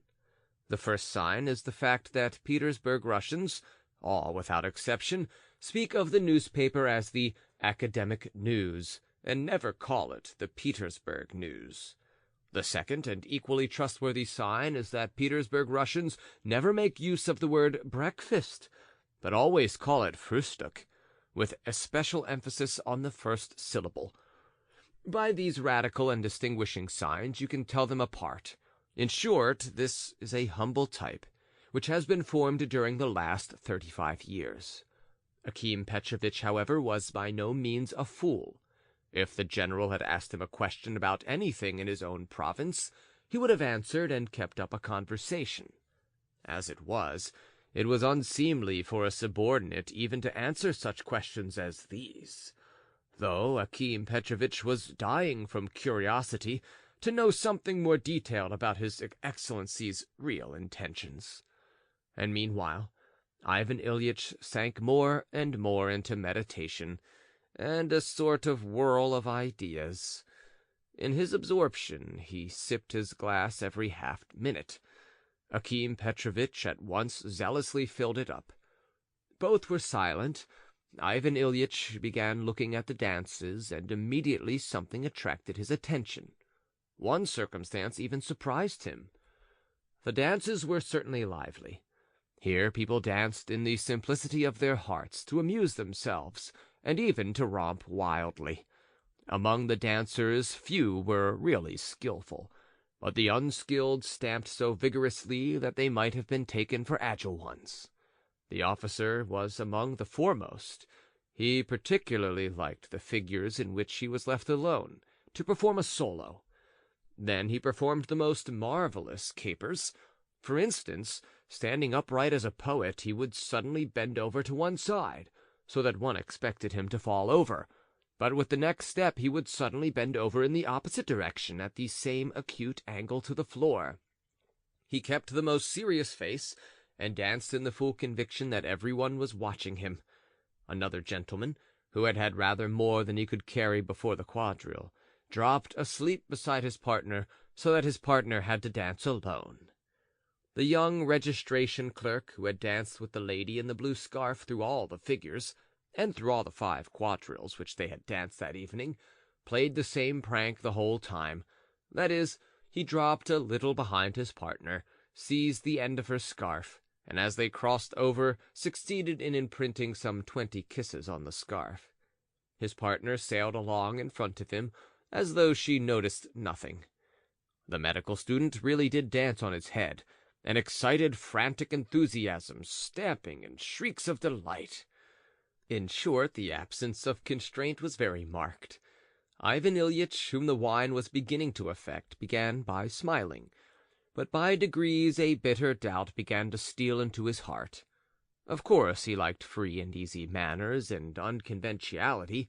He had even inwardly prayed for free and easy manners, when they had all held back. But now that unconventionality had gone beyond all limits. One lady, for instance, the one in the shabby dark blue velvet dress, brought fourth hand in the sixth figure, pinned her dress so as to turn it into something like trousers.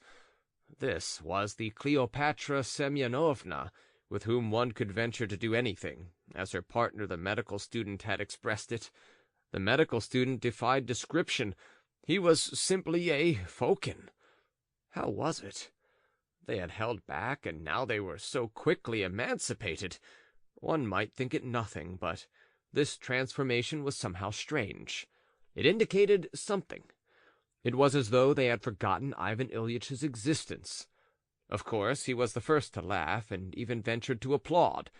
Akim Petrovitch chuckled respectfully in unison, though, indeed, with evident pleasure, and no suspicion that his Excellency was beginning to nourish in his heart a gnawing anxiety. "You dance capitally, young man," Ivan Ilyich was obliged to say to the medical student as he walked past him. The student turned sharply towards him, made a grimace, and bringing his face close into unseemly proximity to the face of his Excellency, crowed like a cock at the top of his voice. This was too much. Ivan Ilyich got up from the table. In spite of that, a roar of inexpressible laughter followed, for the crow was an extraordinarily good imitation, and the whole performance was utterly unexpected. Ivan Ilyich was still standing in bewilderment, when suddenly Seldamenov himself made his appearance, and with a bow began begging him to come to supper. His mother followed him. "Your Excellency," she said, bowing, "do us the honor. Do not disdain our humble fare." I really don't know," Ivan Ilyich was beginning. "I did not come with that idea. I meant to be going." He was, in fact, holding his hat in his hands. What is more, he had at that very moment taken an inward vow at all costs to depart at once, and on no account whatever to consent to remain, and he remained. A minute later he led the procession to the table. Seldamenov and his mother walked in front, clearing the way for him. They made him sit down in the seat of honor, and again a bottle of champagne, opened but not begun, was set beside his plate. By way of hors d'oeuvres there were salt herrings and vodka. He put out his hand, poured out a large glass of vodka, and drank it off. He had never drunk vodka before. He felt as though he were rolling down a hill where, flying, that he must stop himself, catch at something, but there was no possibility of it. His position was certainly becoming more and more eccentric. What is more, it seemed as though fate were mocking at him. God knows what had happened to him in the course of an hour or so.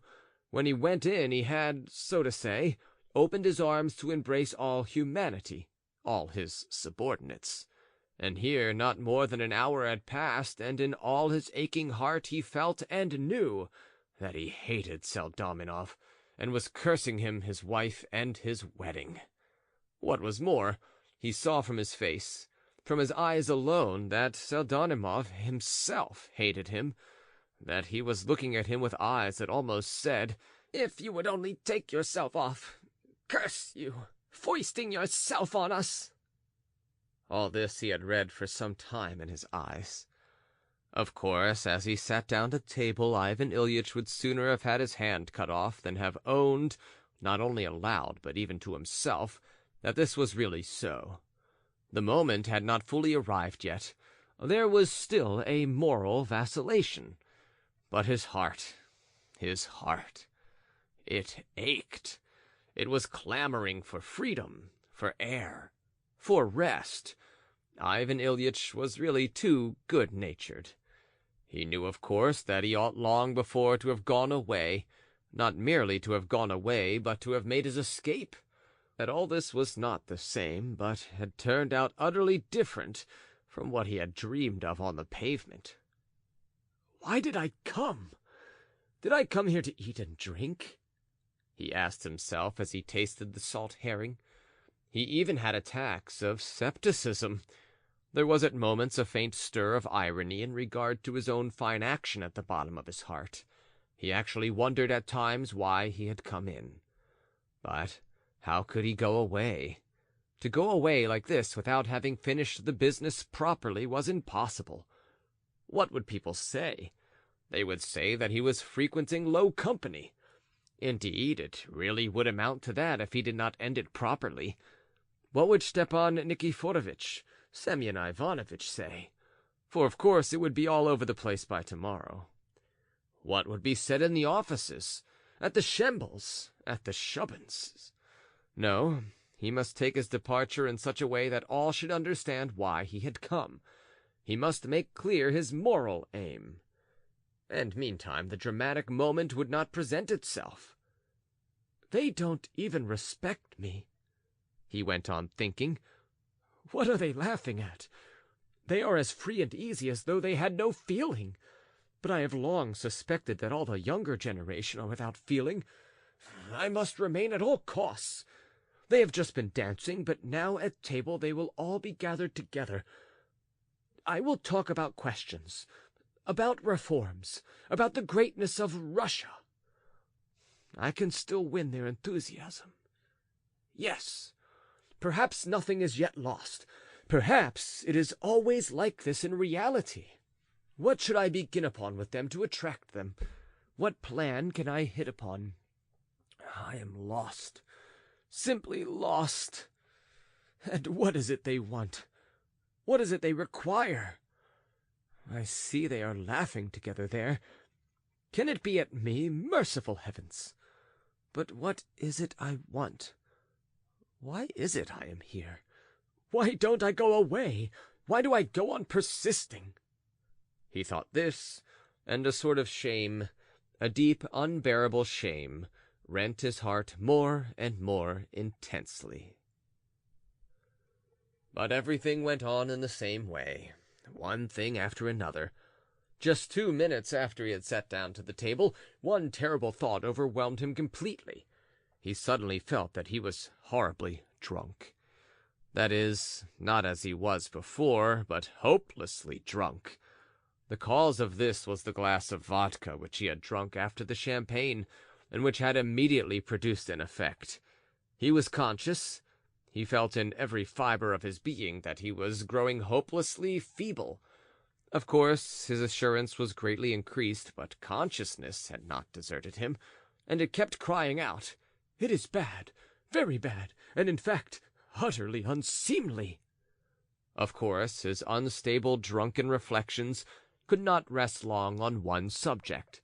There began to be apparent, and unmistakably so, even to himself, two opposite sides.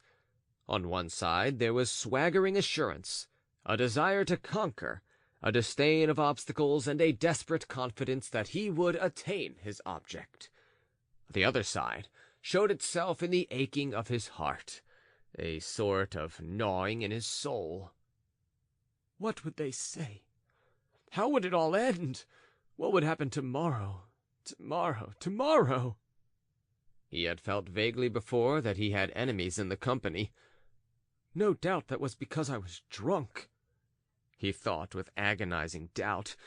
What was his horror when he actually, by unmistakable signs, convinced himself now that he really had enemies at the table, and that it was impossible to doubt of it. And why? Why? He wondered. At the table there were all the 30 guests, of whom several were quite tipsy.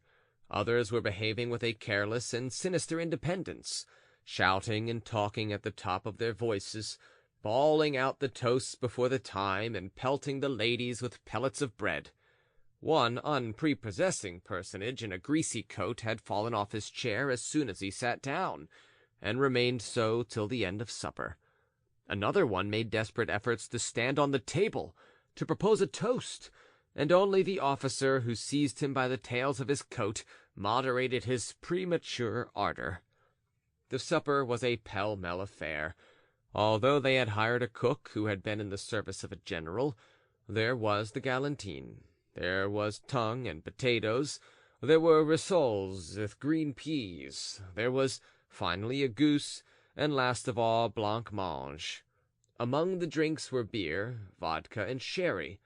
The only bottle of champagne was standing beside the general, which obliged him to pour it out for himself and also for Akim Petrovitch, who did not venture at supper to officiate on his own initiative. The other guests had to drink the toasts in Caucasian wine or anything else they could get. The table was made up of several tables put together, among them even a card table. It was covered with many tablecloths, amongst them one colored Yaroslav cloth. The gentlemen sat alternately with the ladies. Pseldonimov's mother would not sit down to table. She bustled about and supervised, but another sinister female figure, who had not shown herself till then, appeared on the scene wearing a reddish silk dress, with a very high cap on her head and a bandage round her face for toothache. It appeared that this was the bride's mother, who had at last consented to emerge from a back room for supper.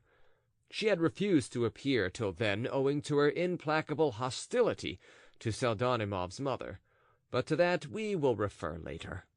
This lady looked spitefully, even sarcastically, at the general, and evidently did not wish to be presented to him. To Ivan Ilyich this figure appeared suspicious in the extreme. But apart from her, several other persons were suspicious and inspired involuntary apprehension and uneasiness. It even seemed that they were in some sort of plot together against Ivan Ilyich.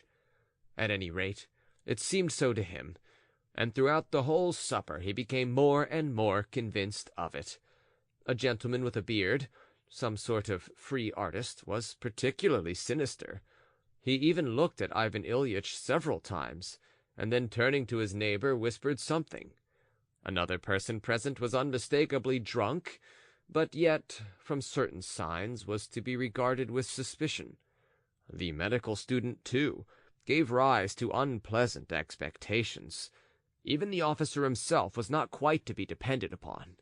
But the young man on the comic paper was blazing with hatred. He lolled in his chair. He looked so haughty and conceited. He snorted so aggressively. And though the rest of the guests took absolutely no notice of the young journalist, who had contributed only 4 wretched poems to the Firebrand, and had consequently become a liberal, and evidently indeed disliked him, yet when a pellet of bread aimed in his direction fell near Ivan Ilyich, he was ready to stake his head that it had been thrown by no other than the young man in question. All this, of course, had a pitiable effect on him. Another observation was particularly unpleasant. Ivan Ilyich became aware that he was beginning to articulate indistinctly and with difficulty, that he was longing to say a great deal, but that his tongue refused to obey him. And then he suddenly seemed to forget himself, and worst of all, he would suddenly burst into a loud guffaw of laughter, apropos of nothing. This inclination quickly passed off after a glass of champagne, which Ivan Ilyich had not meant to drink, though he had poured it out and suddenly drunk it quite by accident. After that glass he felt at once almost inclined to cry. He felt that he was sinking into a most peculiar state of sentimentality. He began to be again filled with love. He loved everyone, even Pseldonimov, even the young man on the comic paper. He suddenly longed to embrace all of them, to forget everything, and to be reconciled. What is more, to tell them everything openly, all. That is, to tell them what a good, nice man he was, with what wonderful talents, what services he would do for his country, how good he was at entertaining the fair sex, and above all, how progressive he was, how humanely ready he was to be indulgent to all, to the very lowest, and finally, in conclusion, to tell them frankly all the motives that had impelled him to turn up at Pseldonimov's uninvited, to drink 2 bottles of champagne, and to make him happy with his presence. The truth, the holy truth, and candor before all things. I will capture them by candor. They will believe me. I see it clearly. They actually look at me with hostility. but when I tell them all, I shall conquer them completely. They will fill their glasses and drink my health with shouts. The officer will break his glass on his spur. Perhaps they will even shout, "Hurrah!" Even if they want to toss me after the hussar fashion, I will not oppose them. And indeed it would be very jolly. I will kiss the bride on her forehead. She is charming. Akim Petrovitch is a very nice man, too. Pseldonimov will improve, of course, later on. He will acquire, so to speak, a society polish. And although, of course, the younger generation has not that delicacy of feeling yet I will talk to them about the contemporary significance of Russia among the European states. I will refer to the peasant question, too. Yes, and they will all like me, and I shall leave with glory." These dreams were, of course, extremely agreeable. But what was unpleasant was that in the midst of these roseate anticipations, Ivan Ilyich suddenly discovered in himself another unexpected propensity. That was to spit. Anyway, saliva began running from his mouth apart from any will of his own. He observed this on Akim Petrovitch, whose cheek he spluttered upon, and who sat not daring to wipe it off from respectfulness. Ivan Ilyich took his dinner napkin and wiped it himself, but this immediately struck him himself as so incongruous, so opposed to all common sense, that he sank into silence and began wondering. Though Akim Petrovitch emptied his glass, yet he sat as though he were scalded.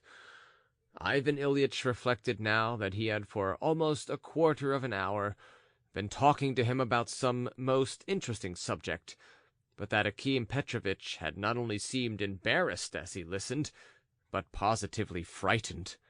Pseldonimov, who was sitting one chair away from him, also craned his neck toward him, and bending his head sideways, listened to him with the most unpleasant air. He actually seemed to be keeping a watch on him. Turning his eyes upon the rest of the company, he saw that many were looking straight at him and laughing. But what was strangest of all was that he was not in the least embarrassed by it. On the contrary, he sipped his glass again and suddenly began speaking so that all could hear. "I was just saying now," he began as loudly as possible, "I was just saying now, ladies and gentlemen, to Akim Petrovitch, that Russia— yes, Russia— in short, you understand that I mean to say, Russia is living, it is my profound conviction, through a period of humanity."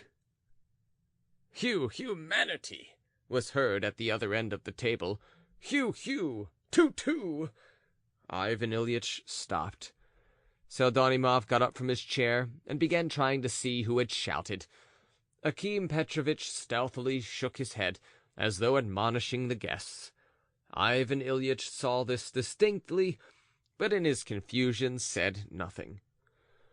"Humanity," he continued obstinately, "and this evening, and only this evening, I said to Stepan Nikiforovitch, yes, that the regeneration, so to speak, of things—" "Your Excellency!" was heard a loud exclamation at the other end of the table. "What is your pleasure?" answered Ivan Ilyich, pulled up short and trying to distinguish who had called him. "Nothing at all, your Excellency. I was carried away. Continue. The voice was heard again. Ivan Ilyich felt upset. the regeneration, so to speak, of those same things." "Your Excellency!" the voice shouted again. "What do you want?" "How do you do?" This time Ivan Ilyich could not restrain himself. He broke off his speech and turned to the assailant who had disturbed the general harmony.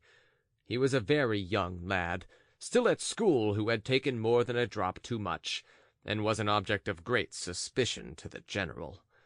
He had been shouting for a long time past, and had even broken a glass and 2 plates, maintaining that this was the proper thing to do at a wedding.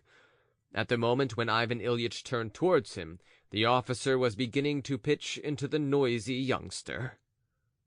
"What are you about? What are you yelling? We shall turn you out, that's what we shall do." "I don't mean you, Your Excellency. I don't mean you. Continue," cried the hilarious schoolboy, lolling back in his chair.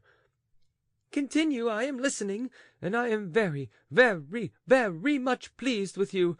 Praiseworthy, praiseworthy." "The wretched boy is drunk," said Pseldonimov in a whisper. "I see that he is drunk, but—" "I was just telling a very amusing anecdote, Your Excellency," began the officer, "about a lieutenant in our company who was talking just like that to his superior officers. So this young man is imitating him now. To every word of his superior officers he said, 'Praiseworthy, praiseworthy.' He was turned out of the army 10 years ago on account of it." "What lieutenant was that?" "In our company, Your Excellency. He went out of his mind over the word praiseworthy. At first they tried gentle methods, then they put him under arrest. His commanding officer admonished him in the most fatherly way, and he answered, 'Praiseworthy, praiseworthy.' And strange to say, the officer was a fine-looking man, over 6 feet. They meant to court-martial him, but then they perceived that he was mad." "So a schoolboy's prank need not be taken seriously. For my part, I am ready to overlook it." "They held a medical inquiry, Your Excellency." "Upon my word! But he was alive, wasn't he?" "What? Did they dissect him?" A loud and almost universal roar of laughter resounded among the guests, who had till then behaved with decorum. Ivan Ilyich was furious. "Ladies and gentlemen," he shouted, at first scarcely stammering, "I am fully capable of apprehending that a man is not dissected alive. I imagined that in his derangement he had ceased to be alive. That is, that he had died. That is, I mean to say, that you don't like me, and yet I like you all. Yes, I like poor Porphyry. I am lowering myself by speaking like this." At that moment, Ivan Ilyich spluttered so that a great dab of saliva flew onto the tablecloth in a most conspicuous place. Pseldonimov flew to wipe it off with a table napkin. This last disaster crushed him completely. "My friends, this is too much," he cried in despair. "The man is drunk, Your Excellency," Pseldonimov prompted him again. "Porphyry, I see that you all, yes, I say that I hope, yes, I call upon you all to tell me in what way I have lowered myself." Ivan Ilyich was almost crying. "Your Excellency! Good heavens!" "Porphyry, I appeal to you.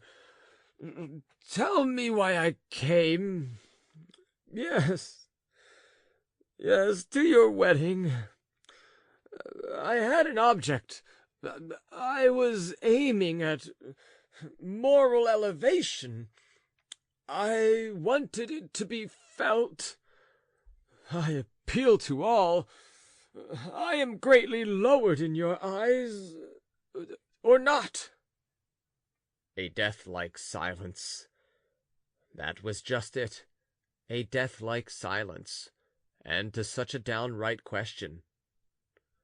"They might at least shout at this minute," flashed through his Excellency's head, but the guests only looked at one another. Akim Petrovitch sat more dead than alive, while Pseldonimov, numb with terror, was repeating to himself the awful question which had occurred to him more than once already. "What shall I have to pay for all this tomorrow?"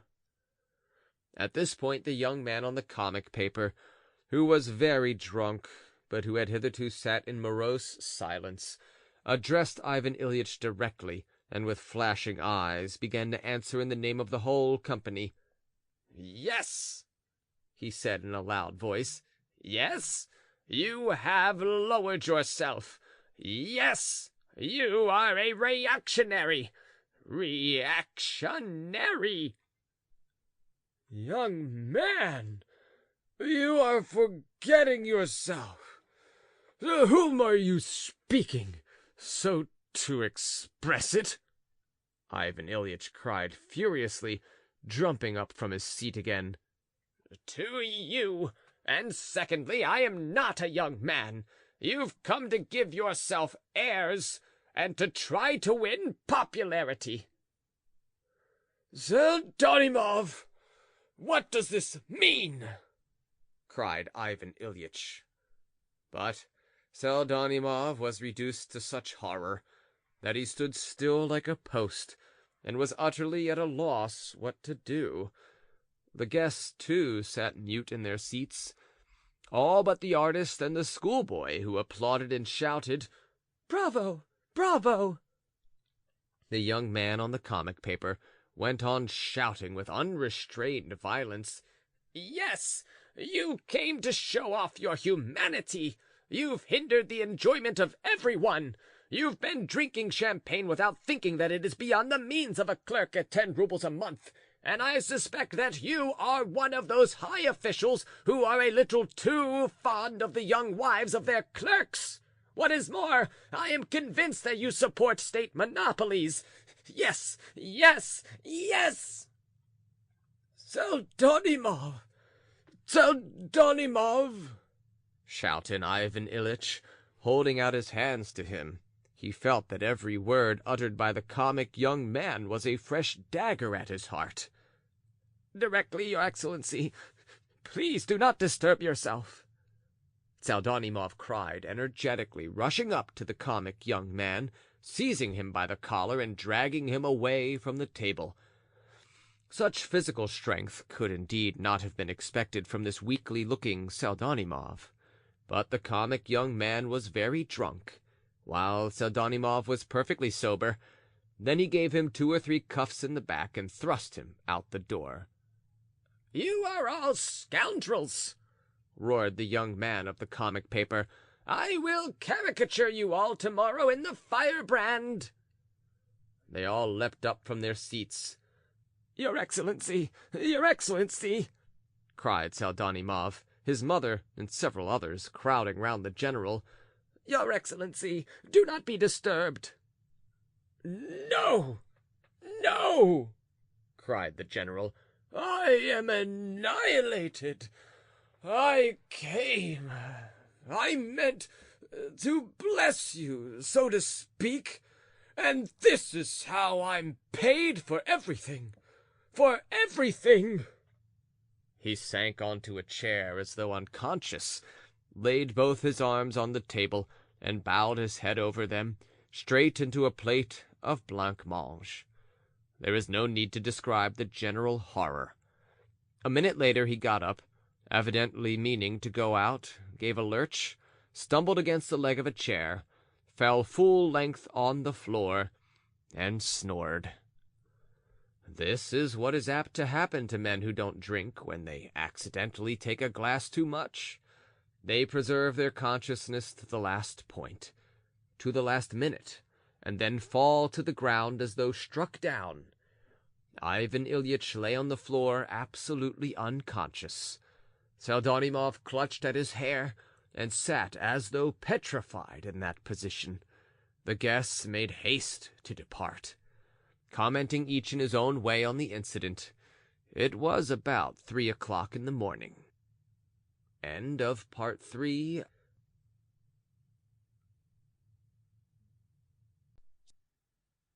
Part 4. The worst of it was that Pseldonimov's circumstances were far worse than could have been imagined, in spite of the unattractiveness of his present surroundings.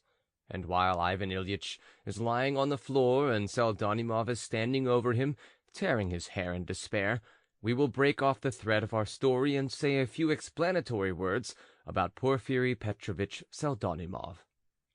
Not more than a month before his wedding, he was in a state of hopeless destitution. He came from a province where his father had served in some department, and where he had died while awaiting his trial on some charge. When 5 months before his wedding, Pseldonimov, who had been in hopeless misery in Petersburg for a whole year before, got his berth at 10 rubles a month, he revived both physically and mentally, but he was soon crushed by circumstances again. There were only 2 Pseldonimovs left in the world, himself and his mother, who had left the province after her husband's death. The mother and son barely existed in the freezing cold, and sustained life on the most dubious substances. There were days when Pseldonimov himself went with a jug to the fontanka for water to drink. When he got his place, he succeeded in settling with his mother in a corner. She took in washing, while for 4 months he scraped together every farthing to get himself boots and an overcoat. And what troubles he had to endure at his office! His superiors approached him with the question, how long was it since he had had a bath? There was a rumor about him that under the collar of his uniform there were nests of bugs. But Pseldonimov was a man of strong character. On the surface he was mild and meek. He had the merest smattering of education. He was practically never heard to talk of anything. I do not know for certain whether he thought, made plans and theories, had dreams. But on the other hand, there was being formed within him an instinctive, furtive, unconscious determination to fight his way out of his wretched circumstances. He had the persistence of an ant. Destroy an ant's nest, and they will begin at once re-erecting it. Destroy it again, and they will begin again without wearying. He was a constructive, house-building animal. One could see from his brow that he would make his way, would build his nest, and perhaps even save for a rainy day. His mother was the only creature in the world who loved him, and she loved him beyond everything. She was a woman of resolute character, hard-working and indefatigable, and at the same time good-natured. So perhaps they might have lived in their corner for 5 or 6 years till their circumstances changed, if they had not come across the retired titular councillor Mlekopitayev, who had been a clerk in the treasury and had served at one time in the provinces, but had latterly settled in Petersburg, and had established himself there with his family. He knew Pseldonimov, and had at one time been under some obligation to his father. He had a little money, not a large sum, of course, but there it was. How much it was no one knew, not his wife, nor his elder daughter, nor his relations. He had 2 daughters, and as he was an awful bully, a drunkard, a domestic tyrant, and in addition to that, an invalid, he took it into his head one day to marry one of his daughters to Pseldonimov. "I knew his father," he would say. "He was a good fellow, and his son will be a good fellow." Mlekopitayev did exactly as he liked. His word was law. He was a very queer bully. For the most part, he spent his time sitting in an armchair, having lost the use of his legs from some disease which did not, however, prevent him from drinking vodka. For days together he would be drinking and swearing. He was an ill-natured man. He always wanted to have someone whom he could be continually tormenting, and for that purpose he kept several distant relations: his sister, a sickly and peevish woman; two of his wife's sisters, also ill-natured and very free with their tongues; and his old aunt, who had through some accident a broken rib. He kept another dependent also, a Russianized German, for the sake of her talent for entertaining him with stories from the Arabian Nights. His sole gratification consisted in jeering at all these unfortunate women and abusing them every minute with all his energies, though the latter, not excepting his wife, who had been born with toothache, dared not utter a word in his presence. He set them at loggerheads at one another, inventing and fostering spiteful backbiting and dissensions among them, and then laughed and rejoiced, seeing how they were ready to tear one another to pieces. He was very much delighted when his elder daughter, who had lived in great poverty for 10 years with her husband, an officer of some sort, and was at last left a widow, came to live with him with 3 little sickly children. He could not endure her children, but as her arrival had increased the material upon which he could work his daily experiments, the old man was very much pleased. All these ill-natured women and sickly children, together with their tormentor, were crowded together in a wooden house on Petersburg side, and did not get enough to eat because the old man was stingy and gave out to them money a farthing at a time, though he did not grudge himself vodka. They did not get enough sleep because the old man suffered from sleeplessness and insisted on being amused. In short, they all were in misery and cursed their fate. It was at that time that Mlekopitaev's eye fell upon Pseldonimov. He was struck by his long nose and submissive air. His weakly and unprepossessing younger daughter had just reached the age of 17. Although she had at one time attended a German school, she had acquired scarcely anything but the alphabet. Then she grew up rickety and anemic in fear of her crippled drunken father's crutch, in a bedlam of domestic backbiting, eavesdropping, and scolding. She had never had any friends or any brains. She had for a long time been eager to be married. In company she sat mute, but at home with her mother and the women of the household she was spiteful and cantankerous. She was particularly fond of pinching and smacking her sister's children, telling tales of their pilfering bread and sugar, and this led to endless and implacable strife with her elder sister. Her old father himself offered her to Pseldonimov. Miserable as the latter's position was, he yet asked for a little time to consider. His mother and he hesitated for a long time, but with the young lady there was to come as dowry a house, and though it was a nasty little wooden house of 1 story, yet it was a property of a kind. Moreover, they would give with her 400 rubles, and how long it would take him to save it up himself. "What am I taking the man into my house for?" shouted the drunken bully. "In the first place, because you are all females, and I am sick of female society. I want Pseldonimov, too, to dance to my piping, for I am his benefactor. And in the second place, I am doing it because you are all cross and don't want it. So I'll do it to spite you. What I have said, and you beat her, Porphyry, when she is your wife. She has been possessed of 7 devils ever since she was born. You beat them out of her, and I'll get the stick ready." Pseldonimov made no answer, but he was already decided. Before the wedding his mother and he were taken into the house, washed, clothed, provided with boots and money for the wedding. The old man took them under his protection, possibly just because the whole family was prejudiced against them.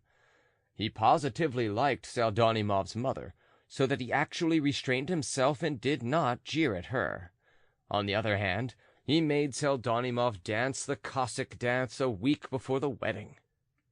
"Well, that's enough.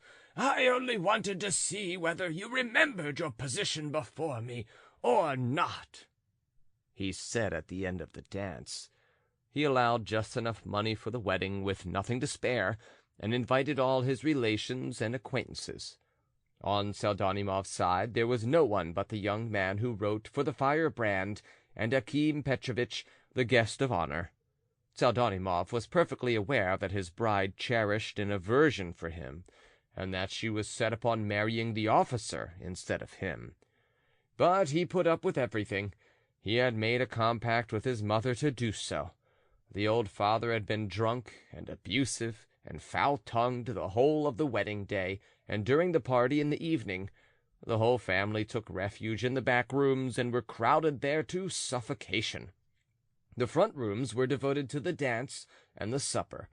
At last, when the old man fell asleep dead drunk at 11 o'clock, the bride's mother, who had been particularly displeased with Pseldonimov's mother that day, made up her mind to lay aside her wrath, become gracious, and join the company. Ivan Ilyitch's arrival had turned everything upside down. Madame Lekopitiev was overcome with embarrassment, and began grumbling that she had not been told that the general had been invited. She was assured that he had come uninvited, but was so stupid as to refuse to believe it. Champagne had to be got. Pseldonimov's mother had only 1 ruble, while Pseldonimov himself had not a farthing. He had to grovel before his ill-natured mother-in-law, to beg for the money for 1 bottle, and then for another. They pleaded for the sake of his future position in the service, for his career. They tried to persuade her. She did at last give from her own purse, but she forced Pseldonimov to swallow such a cupful of gall and bitterness that more than once he ran into the room where the nuptial couch had been prepared, and madly clutching at his hair and trembling all over with impotent rage, he buried his head in the bed destined for the joys of paradise. No, indeed, Ivan Ilyitch had no notion of the price paid for the 2 bottles of Jackson he had drunk that evening. What was the horror, the misery, and even the despair of Pseldonimov when Ivan Ilyitch's visit ended in this unexpected way? He had a prospect again of no end of misery, and perhaps a night of tears and outcries from his peevish bride, and upbraidings from her unreasonable relations. Even apart from this, his head ached already, and there was dizziness and mist before his eyes. And here Ivan Ilyitch needed looking after. At 3 o'clock at night he had to hunt for a doctor or a carriage to take him home. And a carriage it must be, for it would be impossible to let an ordinary cabby take him home in that condition. And where could he get the money even for a carriage?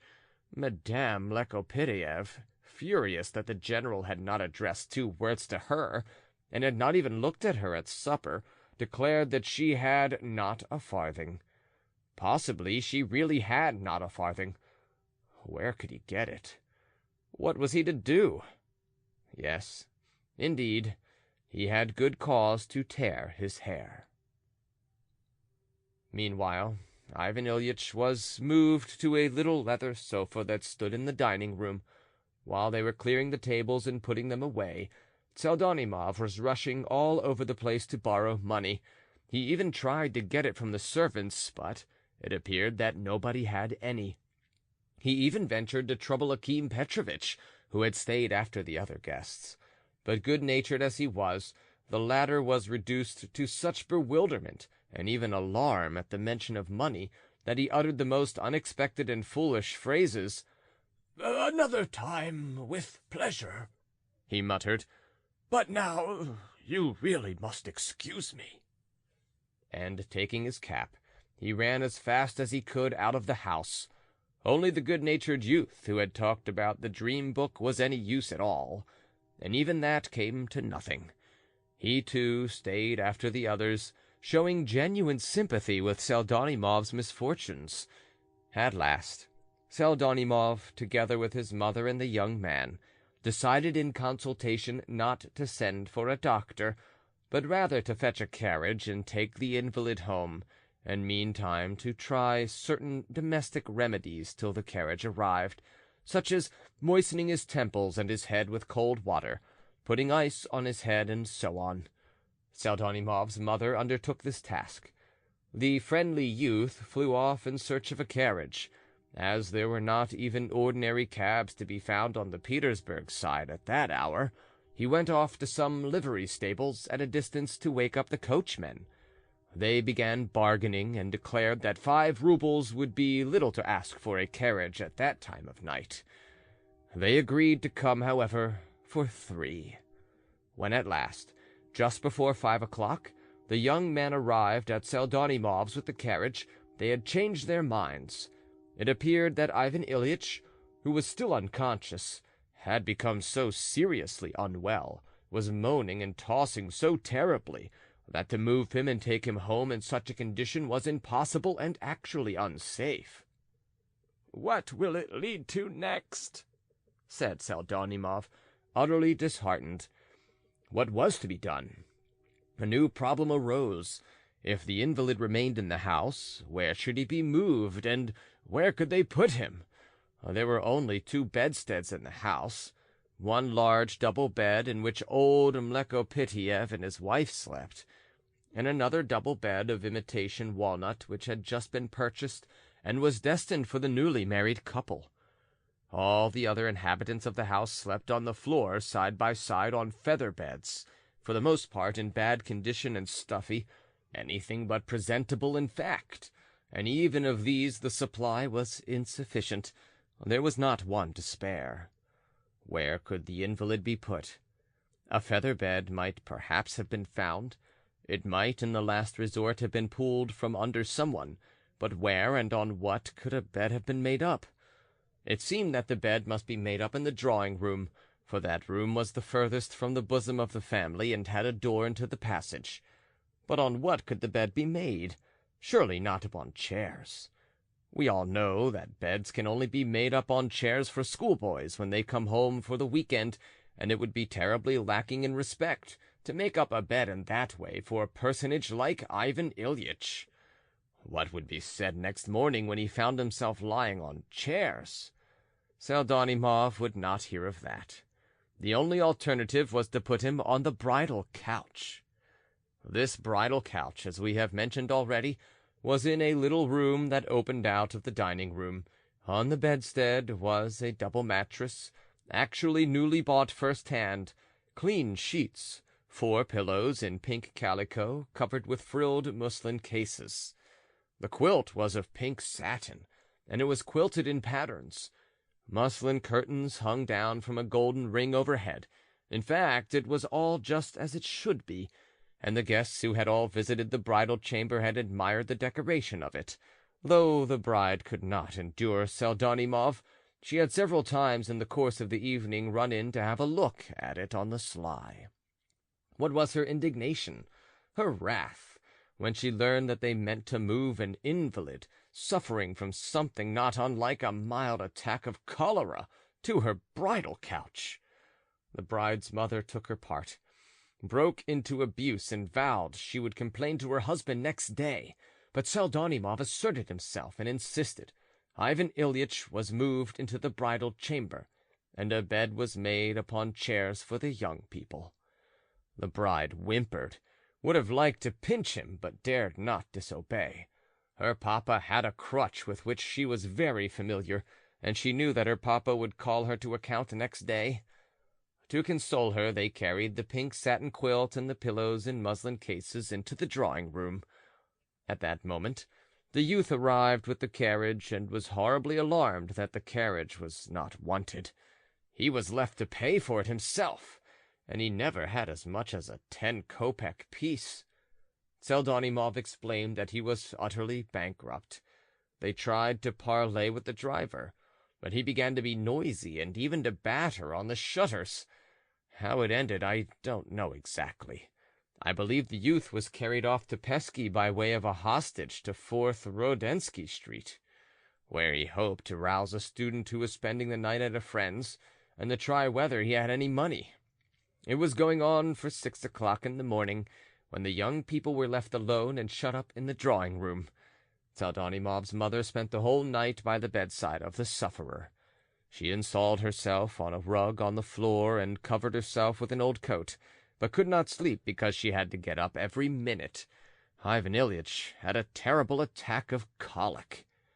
Madame Pseldonimov, a woman of courage and greatness of soul, undressed him with her own hands, took off all his things, looked after him as if he were her own son, and spent the whole night carrying basins, etc., from the bedroom across the passage and bringing them back again empty. And yet the misfortunes of that night were not yet over. Not more than 10 minutes after the young people had been shut up alone in the drawing-room, a piercing shriek was suddenly heard, not a cry of joy, but a shriek of the most sinister kind. The screams were followed by a noise, a crash, as though of the falling of chairs, and instantly there burst into the still dark room a perfect crowd of exclaiming and frightened women, attired in every kind of deshabillé. These women were the bride's mother, her elder sister, abandoning for the moment the sick children and her 3 aunts. Even the one with a broken rib dragged herself in. Even the cook was there, and the German lady who told stories, whose own feather bed, the best in the house, and her only property, had been forcibly dragged from under her for the young couple, trailed in together with the others. All these respectable and sharp-eyed ladies had, a quarter of an hour before, made their way on tiptoe from the kitchen across the passage, and were listening in the ante-room, devoured by unaccountable curiosity. Meanwhile, someone lighted a candle, and a surprising spectacle met the eyes of all. The chairs supporting the broad feather bed only at the sides had parted under the weight, and the feather bed had fallen between them on the floor. The bride was sobbing with anger. This time she was mortally offended. Pseldonimov, morally shattered, stood like a criminal caught in a crime.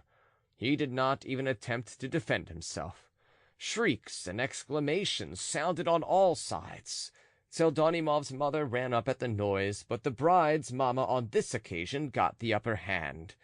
She began by showering strange, and for the most part undeserved reproaches, such as, "A nice husband you are after this! What are you good for after such a disgrace?"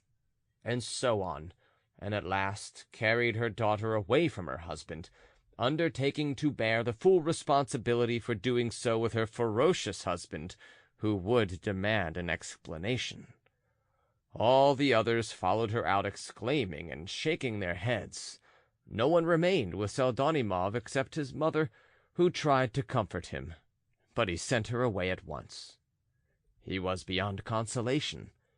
He made his way to the sofa and sat down in the most gloomy confusion of mind, just as he was, barefooted and in nothing but his night attire. His thoughts whirled in a tangled crisscross in his mind. At times he mechanically looked about the room where only a little while ago the dancers had been whirling madly, and in which the cigarette smoke still lingered. Cigarette ends and sweetmeat papers still littered the slopped and dirty floor. The wreck of the nuptial couch and the overturned chairs bore witness to the transitoriness of the fondest and surest earthly hopes and dreams. He sat like this almost an hour. The most oppressive thoughts kept coming into his mind, such as the doubt. What was in store for him in the office now? He recognized with painful clearness that he would have, at all costs, to exchange into another department, that he could not possibly remain where he was after all that had happened that evening. He thought, too, of Mlekopidiev, who would probably make him dance the Cossack dance next day to test his meekness. He reflected, too, that though Mlekopidiev had given 50 rubles for the wedding festivities, every farthing of which had been spent, he had not thought of giving him the 400 rubles yet. No mention had been made of it, in fact, and indeed, even the house had not been formally made over to him. He thought, too, of his wife, who had left him at the most critical moment of his life, of the tall officer who had dropped on one knee before her. He had noticed that already. He thought of the 7 devils, which, according to the testimony of her own father, were in possession of his wife, and of the crutch in readiness to drive them out. Of course, he felt equal to bearing a great deal, but destiny had let loose such surprises upon him that he might well have doubts of his fortitude. So Pseldonimov mused dolefully. Meanwhile, the candle end was going out, its fading light falling straight upon Pseldonimov's profile, threw a colossal shadow of it on the wall, with a drawn-out neck, a hooked nose, and with 2 tufts of hair sticking out on his forehead and the back of his head. At last, when the air was growing cool with the chill of early morning, he got up frozen and spiritually numb, crawled to the feather bed that was lying between the chairs, and without rearranging anything, without putting out the candle end, without even laying the pillow under his head, fell into a leaden, death-like sleep, such as the sleep of men condemned to flogging on the morrow must be. On the other hand, what could be compared with the agonizing night spent by Ivan Ilyich Pralinsky on the bridal couch of the unlucky Pseldonimov? For some time, headache, vomiting, and other most unpleasant symptoms did not leave him for 1 second. He was in the torments of hell. The faint glimpses of consciousness that visited his brain lighted up such an abyss of horrors, such gloomy and revolting pictures, that it would have been better for him not to have returned to consciousness. Everything was still in a turmoil in his mind, however. He recognized Pseldonimov's mother, for instance, heard her gentle admonitions, such as, "Be patient, my dear, be patient, good sir. It won't be so bad presently." He recognized her, but could give no logical explanation of her presence beside him. Revolting phantoms haunted him. Most frequently of all, he was haunted by Semyon Ivanovitch. But looking more intently, he saw that it was not Semyon Ivanovitch, but Pseldonimov's nose. He had visions, too, of the free and easy artist, and the officer and the old lady with her face tied up. What interested him most of all was the gilt ring which hung over his head, through which the curtains hung. He could distinguish it distinctly in the dim light of the candle end which lighted up the room, and he kept wondering inwardly, what was the object of that ring? Why was it there? What did it mean? He questioned the old lady several times about it, but apparently did not say what he meant, and she evidently did not understand it, however much he struggled to explain. At last, by morning, the symptoms had ceased, and he fell into a sleep, a sound sleep without dreams. He slept about an hour, and when he woke he was almost completely conscious, with an insufferable headache, and a disgusting taste in his mouth and on his tongue, which seemed turned into a piece of cloth. He sat up in the bed, looked about him, and pondered. The pale light of morning, peeping through the cracks of the shutters in a narrow streak, quivered on the wall. It was about 7 o'clock in the morning. But when Ivan Ilyich suddenly grasped the position and recalled all that had happened to him since the evening, when he remembered all his adventures at supper, the failure of his magnanimous action, his speech at table, when he realized all at once with horrifying clearness all that might come of this now, all that people would say and think of him, when he looked round and saw to what a mournful and hideous condition he had reduced the peaceful bridal couch of his clerk, oh, then such deadly shame, such agony overwhelmed him that he uttered a shriek, hid his face in his hands, and fell back on the pillow in despair. A minute later he jumped out of bed, saw his clothes carefully folded and brushed on a chair beside him, and seizing them, and as quickly as he could, in desperate haste began putting them on, looking round and seeming terribly frightened at something. On another chair close by lay his greatcoat and fur cap, and his yellow gloves were in his cap. He meant to steal away secretly, but suddenly the door opened, and the elder Madame Pseldonimov walked in with an earthenware jug and basin. A towel was hanging over her shoulder. She set down the jug, and without further conversation told him that he must wash. "Come, my good sir, wash. You can't go without washing." And at that instant Ivan Ilyich recognized that if there was one being in the whole world whom he need not fear, and before whom he need not feel ashamed, it was that old lady. He washed, and long afterwards, at painful moments of his life, he recalled, among other pangs of remorse, all the circumstances of that waking, and that earthenware basin, and the china jug filled with cold water in which there were still floating icicles, and the oval cake of soap at 15 kopecks in pink paper with letters embossed on it, evidently bought for the bridal pair, though it fell to Ivan Ilyich to use it, and the old lady with the linen towel over her left shoulder. The cold water refreshed him, he dried his face, and without even thanking his sister of mercy, he snatched up his hat, flung over his shoulders the coat handed to him by Pseldonimov, and crossing the passage and the kitchen where the cat was already mewing, and the cook sitting up in her bed staring after him with greedy curiosity, ran out into the yard, into the street, and threw himself into the first sledge he came across. It was a frosty morning. A chilly, yellow fog still hid the house and everything. Ivan Ilyich turned up his collar. He thought that everyone was looking at him, that they were all recognizing him. All. For 8 days he did not leave the house or show himself at the office. He was ill, wretchedly ill, but more morally than physically. He lived through a perfect hell in those days, and they must have been reckoned to his account in the other world. There were moments when he thought of becoming a monk and entering a monastery. There really were. His imagination, indeed, took special excursions during that period. He pictured subdued subterraneans singing, an open coffin, living in a solitary cell, forests and caves. But when he came to himself, he recognized almost at once that all this was dreadful nonsense and exaggeration, and was ashamed of this nonsense.